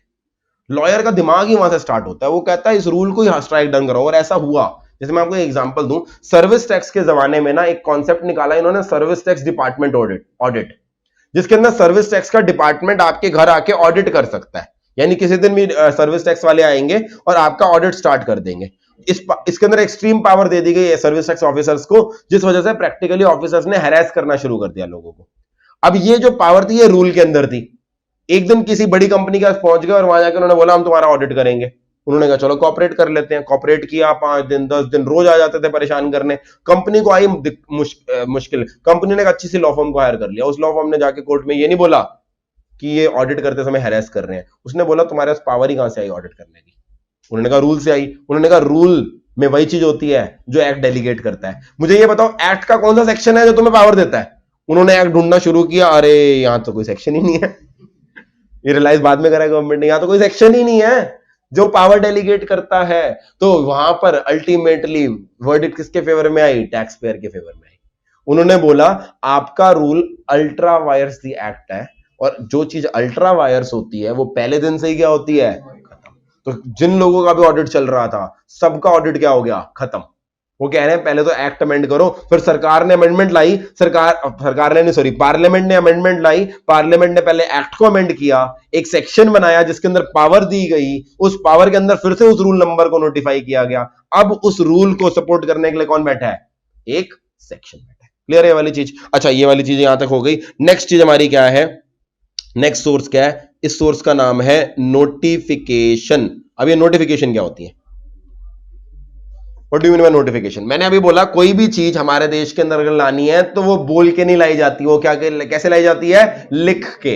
लिखित शासन चलता है हमारे देश में, वचन शासन नहीं चलता। जब भी सरकार कोई चीज लाना चाहती है वो नोटिफिकेशन के थ्रू लाती है। यानी सरकार ने कोई नया रूल लाना है वो भी नोटिफिकेशन के थ्रू आएगा। सरकार ने कोई एग्जिस्टिंग रूल को अमेंड करना है वो भी किसके थ्रू होगा? नोटिफिकेशन के थ्रू होगा। कई बार जब एक्ट कुछ चीजें डेलीगेट करता है तो वो रूल में नहीं लिखी होती, वो डायरेक्टली किसमें लिखी होती है? Notification. So notification is also a kind of delegated legislation. कुछ चीजें नोटिफिकेशन में आपको मिलेंगी। जिन लोगों ने जीएसटी पढ़ लिया उनको याद होगा, जीएसटी में तो सबसे मेजर चीजें, एग्जेम्पशंस वगैरह, वो सब किसमें होती थी? नोटिफिकेशन। यानी कि एक्ट क्या कर देता था? डेलीगेट कर देता था। सरकार को कहता था हम कह रहे हैं जीएसटी लगेगा, तुम चाहो तो किसी चीज पे जीएसटी एग्जेम्प्ट कर सकते हो। तो सरकार क्या करती थी? नोटिफिकेशन लाकर कुछ चीजों को क्या कर देती थी? एग्जेम्प्ट कर देती थी। यहां पर भी ऐसा हो सकता है, एक्ट ने कुछ पावर दी और उसको करने के लिए हमने क्या कर दिया? नोटिफिकेशन। यानी रूल्स में भी उस चीज को लाया जा सकता है और नोटिफिकेशन। इनफैक्ट रूल्स को लाने के लिए भी क्या किया जाता है? नोटिफिकेशन लाई जाती है। अच्छा, एक नोटिफिकेशन को अमेंड करना है उसके लिए भी क्या आएगी? एक और notification. So notification is anything written which is to be passed. ठीक है, लास्ट आता है सर्कुलर। अगली चीज क्या आती है? सर्कुलर। सर्कुलर क्या होता है? अब ध्यान से सुनो इस चीज को, सर्कुलर क्या होता है। सर्कुलर में थोड़ा सा डिफरेंस आ जाता है। मुझे एक बात बताओ, मैं एक एग्जांपल देता हूं, एग्जांपल से समझ में आएगा। लेट अस सपोज, आगे जाकर हम पढ़ेंगे, अगर आप कोई भी गिफ्ट रिसीव करते हो, 50,000 तक का गिफ्ट रिसीव करते हो, किसी से गिफ्ट रिसीव कर रहे हो और 50,000 तक का गिफ्ट है, तो उसके ऊपर इनकम टैक्स नहीं लगता। यह प्रोविजन है जो आज से कुछ क्लासेस बाद जाकर हम पढ़ेंगे। मैंने आपको सिर्फ एक हिंट दे दिया। अगर आप किसी से गिफ्ट रिसीव करते हो, 50,000 तक का गिफ्ट रिसीव करते हो, तो उस पर इनकम टैक्स नहीं है। इसका उल्टा मतलब क्या निकला? अगर आप 50,000 से ज्यादा का गिफ्ट रिसीव करते हो तो उस पर टैक्स लगेगा। अब आप सब बड़े खुश हो मेरे से, क्योंकि आप सबका फाउंडेशन का रिजल्ट आया है।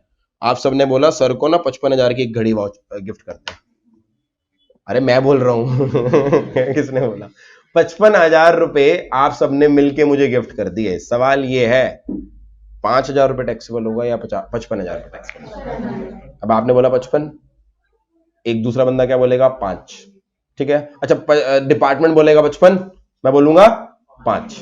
मैंने अपने रिटर्न में 5,000 रुपए टैक्सेबल दिखा दिया, डिपार्टमेंट ने बोला ये 55,000 रुपए रिसीव किए, तुमने 5 क्यों बोला? मैंने कहा देखो लॉ की लैंग्वेज पढ़ो, लॉ में लिखा है any tax not any gift not exceeding 50,000 is exempt, which means only that part will be taxable which exceeds 50,000। उसने बोला नहीं, तेरे को इंग्लिश नहीं आती, इसको ऐसे पढ़ना है कि if anything exceeds 50,000 everything is taxable। मैंने कहा तू पागल, तेरे को इंग्लिश नहीं पढ़नी आती, यही चलेगा? डिपार्टमेंट कहेगा तेरे को इंग्लिश नहीं पढ़नी आती, मैं कहूंगा तुझे नहीं आती। इंग्लिश की लैंग्वेज तो है ही ऐसी, सब्जेक्ट टू इंटरप्रिटेशन। अच्छा, हम दोनों अपनी लड़ाई, मैं और डिपार्टमेंट, लड़ाई कहां सॉल्व करें? क्या करना पड़ेगा? डिपार्टमेंट का पावर है, वो क्या करेगा? 55,000 पे टैक्स लगा देगा। जैसे ही 55,000 पे टैक्स लगाएगा तो मैं कहूंगा मैं तेरे से डरता नहीं, मैं कहां जाऊंगा? कोर्ट जाऊंगा। कोर्ट जाकर हम लड़ाई करेंगे, कोर्ट के बाद वर्डिक्ट इधर भी आ सकती है इधर भी आ सकती है। मगर मुद्दा यह है, अगर हर इंसान की हर छोटे मुद्दे पे डिपार्टमेंट से बहस होती है, हर बंदा कोर्ट जाता है, तो आपको पता है हमारे कोर्ट की हालत क्या है? कितने करोड़ केसेस ऑलरेडी पेंडिंग है। ठीक है जी, जितने करोड़ केसेस पेंडिंग है उसके 4 गुना और पेंडिंग हो जाएंगे। बात समझ में आ रही है? हर छोटी लड़ाई पर कोर्ट जाना पॉसिबल नहीं है। अब और क्या किया जा सकता है? और ये किया जा सकता है, अगर ये इशू इनकम टैक्स डिपार्टमेंट को लग रहा है हर बंदा यही इशू फेस कर रहा है, तो इनकम टैक्स डिपार्टमेंट ऐसा हो सकता है इसके ऊपर एक क्लैरिफिकेशन ले आए। यस और नो? और वो क्लैरिफिकेशन लाने के लिए क्या यूज करता है? सर्कुलर। यानी कि सर्कुलर ना लॉ बनाता नहीं है, सर्कुलर का काम होता है लॉ को क्लैरिफाई करना। सर्कुलर का इकलौता काम क्या है? जो लॉ बना हुआ है उसको क्या कर देना है? क्लैरिफाई कर देना है। और ये क्लैरिफिकेशन कौन लाता है? गवर्नमेंट लाती है। अच्छा, गवर्नमेंट भी बोलना गलत होगा, क्योंकि गवर्नमेंट, अच्छा मुझे बताओ गवर्नमेंट का मतलब क्या है? Central government. सेंट्रल गवर्नमेंट का मतलब प्रधानमंत्री का ऑफिस, या और भी बहुत सारे डिपार्टमेंट है। और सारे टैक्सेस का सारा मैटर कौन सी मिनिस्ट्री देखती होगी? तुक्का मारना है, फाइनेंस मिनिस्ट्री। तो सबसे पहले ऊपर सेंट्रल गवर्नमेंट है, सेंट्रल गवर्नमेंट के अंडर कौन आती है? Finance ministry. मैं यहां नीचे लिख देता हूं, सबसे ऊपर है सेंट्रल गवर्नमेंट, इसके नीचे कौन आती है? Finance ministry. फाइनेंस मिनिस्ट्री के अंदर भी 2 अलग अलग डिपार्टमेंट होते हैं। 2 अलग अलग डिपार्टमेंट कौन से होते होंगे? एक है फाइनेंस मिनिस्ट्री का एक काम है रेवेन्यू कमाना, एक काम है खर्चा करना। तो इसके अंदर 2 डिपार्टमेंट आते हैं। एक आता है department of revenue. Department of revenue और फाइनेंस मिनिस्ट्री का काम क्या है? सिर्फ रेवेन्यू के बारे में सोचना। और दूसरा डिपार्टमेंट आप गेस कर सकते हो कौन आता होगा? Department of expenditure. इसका काम क्या होता है? पूरे साल ये चेक करते रहना कि जो बजटेड खर्चा है उतना ही हो रहा है या ज्यादा हो रहा है। अभी हम टैक्सेस की बात कर रहे हैं, कौन से डिपार्टमेंट की बात कर रहे हैं? डिपार्टमेंट ऑफ रेवेन्यू या खर्चा? Department of revenue. हमारे लिए खर्चा है ना टैक्स, मगर सरकार के लिए तो क्या है? रेवेन्यू। डिपार्टमेंट ऑफ खर्चे ने आगे अपने आप को 2 पार्ट्स में डिवाइड किया है। क्यों? क्योंकि टैक्सेस 2 तरह के होते हैं, डायरेक्ट और इनडायरेक्ट। डायरेक्ट टैक्सेस को डील करने के लिए उसने एक विंग बनाया है, बोर्ड बनाया है, जिसका नाम है CBDT। क्या फुल फॉर्म होगी इसकी? Central board of direct taxes. Central board of direct taxes. तो जब जब मैं इनकम टैक्स में CBDT का जिक्र करूंगा, तो CBDT असली में कौन है? वो फाइनेंस मिनिस्ट्री, सेंट्रल गवर्नमेंट का ही एक डिपार्टमेंट है, जिसका काम क्या है? डायरेक्ट टैक्सेस को गवर्न करना। On the other hand indirect taxes को गवर्न करने के लिए एक बनाया CBIC। CB तो आपको पता होगा, सेंट्रल बोर्ड। IC क्या होगा?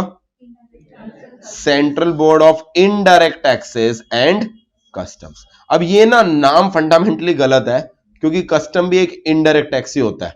मगर आई डोंट नो इन्होंने ऐसा नाम क्यों रखा है। इनका नाम रखना चाहिए था CBIT, central board of indirect taxes, but इन्होंने रखा CBIC, central board of indirect taxes and customs.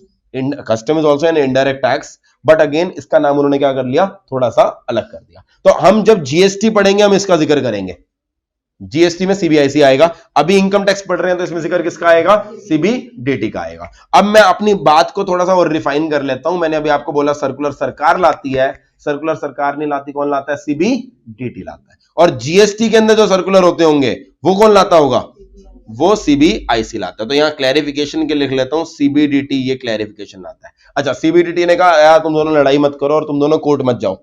Court जाते हैं ना तो तुम्हारा भी पैसा खर्च होता है, हमारा भी खर्च होता है, क्योंकि सरकार भी अपना पक्ष रखने के लिए लॉयर को हायर करती है या नहीं करती। यस। तो सरकार ने कहा तुम लड़ाई मत करो, हम क्लैरिफिकेशन देते हैं। मैंने कहा चलो लाओ क्लैरिफिकेशन। सरकार ने क्लैरिफिकेशन लाई 55,000 टैक्सेबल होगा। सरकार ने क्लैरिफिकेशन क्या लाई, 55,000। मैंने कहा यार तुम तो मजाक कर रहे हो। मैंने कहा भाई बात ऐसी है, लड़ाई यही हो रही थी कि मैंने तुम्हें बोला कि 5,000 टैक्सेबल होगा, तुम्हारा ऑफिसर है जो कह रहा था 55,000 टैक्सेबल होगा, तुमने क्लैरिफिकेशन में क्या लिख दिया, 55,000 टैक्सेबल होगा। मैं नहीं मानता तुम्हारी। वो कह रहे अब तो मान लो। मैंने कहा देखो, CBDT को बोला तुम लॉ बनाने वाले नहीं हो, तुम्हारा काम है क्लैरिफाई करना। मैं तुम्हारी क्लैरिफिकेशन को मानूं या ना मानूं ये मेरे पे डिपेंडेंट है। तो सर्कुलर पे जो क्लैरिफिकेशन आती है ना, अगला सवाल ये क्या आप उसे चैलेंज कर सकते हो, द आंसर इज यस। हम सर्कुलर निकालकर आपका जो कोर्ट जाने का फंडामेंटल राइट है उसको नहीं छीन रहे। You can still challenge a circular in the court of law saying that ये जो सर्कुलर है ये as per income tax act, as per income tax rules या एज पर नोटिफिकेशन नहीं है। लॉ बनाया किससे हमने, लॉ इन तरीकों से बनाया हमने 2, 3, 4 में। अगर आपने कोई सर्कुलर इश्यू किया और आपको ऐसा लगता है ये 2, 3, 4 income tax act, income tax rules और नोटिफिकेशन की इंटेंशन के अगेंस्ट है, आप कहां चले जाओ, कोर्ट में। और आप वहां जाके कोर्ट में बोलो ये सर्कुलर भी क्या है, अल्ट्रा वायर्स द एक्ट या अल्ट्रा वायर्स द रूल्स है। तो सर्कुलर सिर्फ लॉ को क्लैरिफाई करता है, it is not binding on assessee. जब बाइंडिंग ही नहीं होते तो फिर लाते क्यों है सर्कुलर? जब बाइंडिंग ही नहीं होते तो आप मुझे बताओ लाते क्यों है फिर? सोच के बताओ ना। डिपार्टमेंट पे बाइंडिंग होंगे। यानी अगर इन्होंने क्लैरिफिकेशन निकाल के ये बोल दिया होता कि 5,000 पे टैक्स लगेगा तो अब क्या होगा, डिपार्टमेंट के सारे ऑफिसर्स को 5,000 वाला वही फॉलो करना पड़ेगा इंटरप्रिटेशन। यानी सर्कुलर्स ना डिपार्टमेंट के ऑफिसर पे तो बाइंडिंग इफेक्ट रखता है मगर असेसी पे बाइंडिंग इफेक्ट नहीं रखता। असेसी अगर चाहे तो सर्कुलर को क्या कर सकता है, चैलेंज कर सकता है। ये चीज आपको याद रखनी है। Circulars are not binding on assessee, they are not binding on assessee, but they are binding on department officers.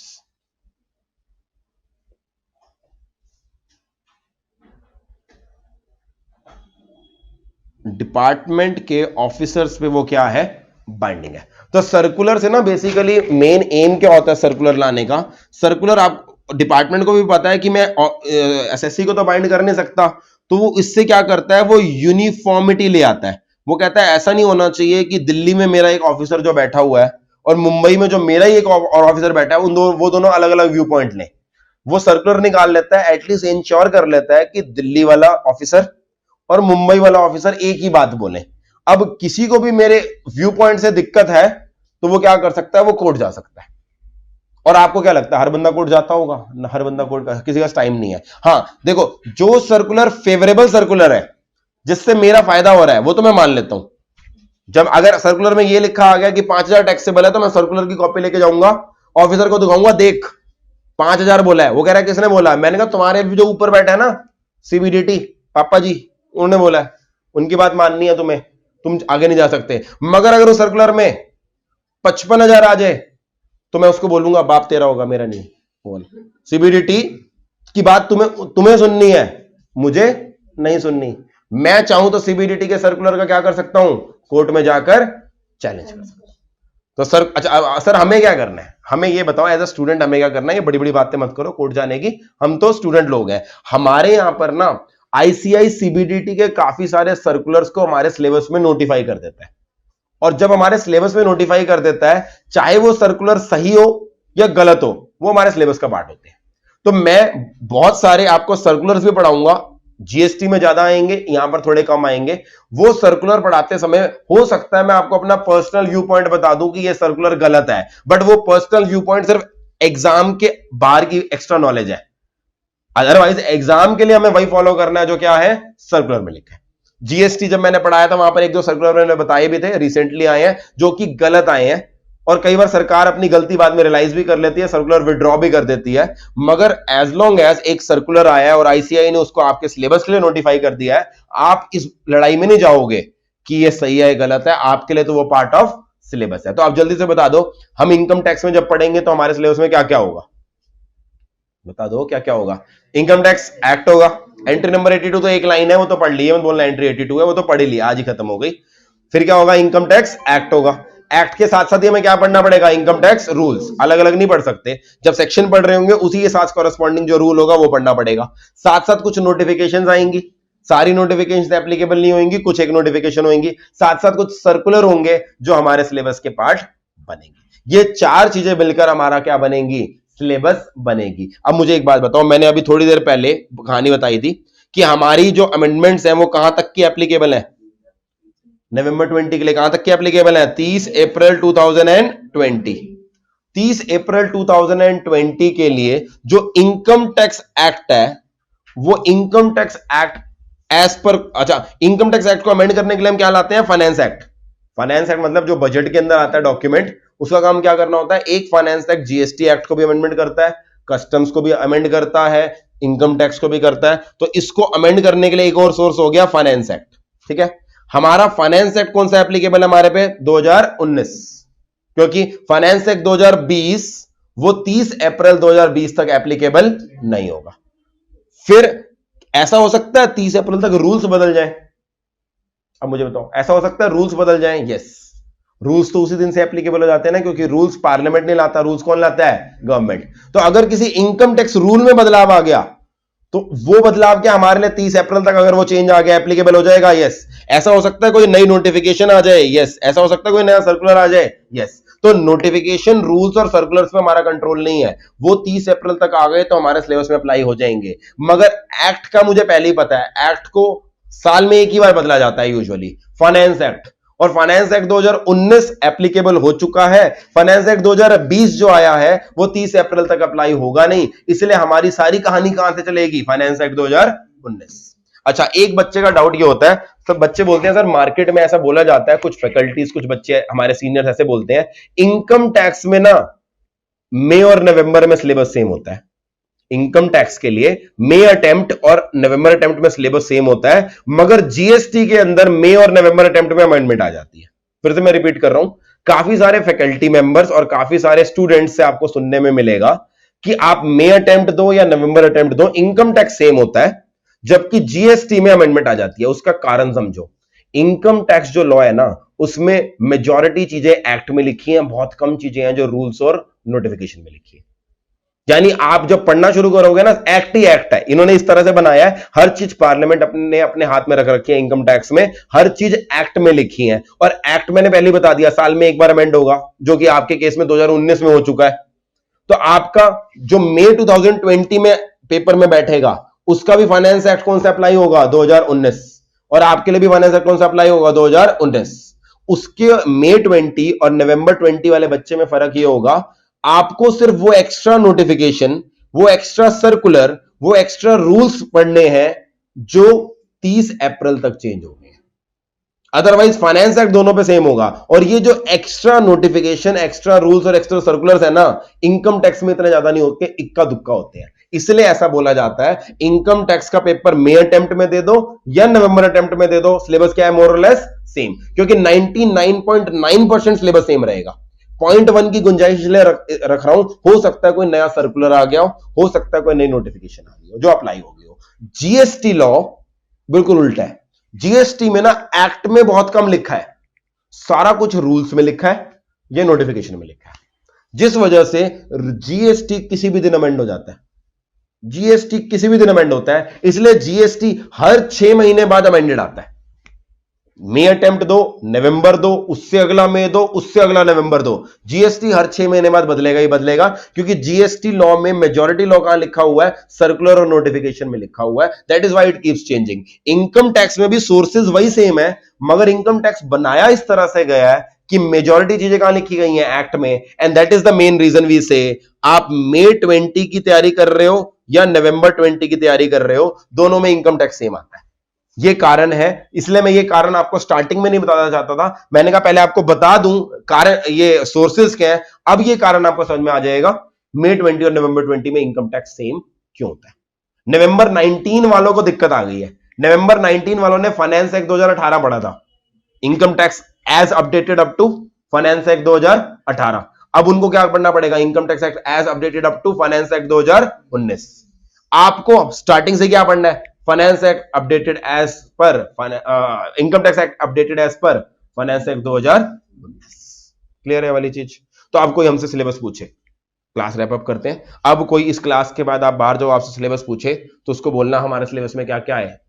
Income tax की बात करूं, income tax act as updated up to finance act 2019 and income tax rules and notifications and circulars. सारे के सारे नहीं होते syllabus के अंदर, वो ऐसे बताता है कौन से। And they are updated up to 30th April 2020। And I even don't know कितने सर्कुलर होंगे जो 30 अप्रैल तक आएंगे, but based on experience I can tell you बहुत ही लिमिटेड होंगे। इनकम टैक्स में जो आपको बुक मिलेगी वो अपडेटेड होगी, बिल्कुल अमेंडेड होगी, उसमें आने के चांसेस बहुत कम है। एक आधा सर्कुलर होगा तो बता दूंगा।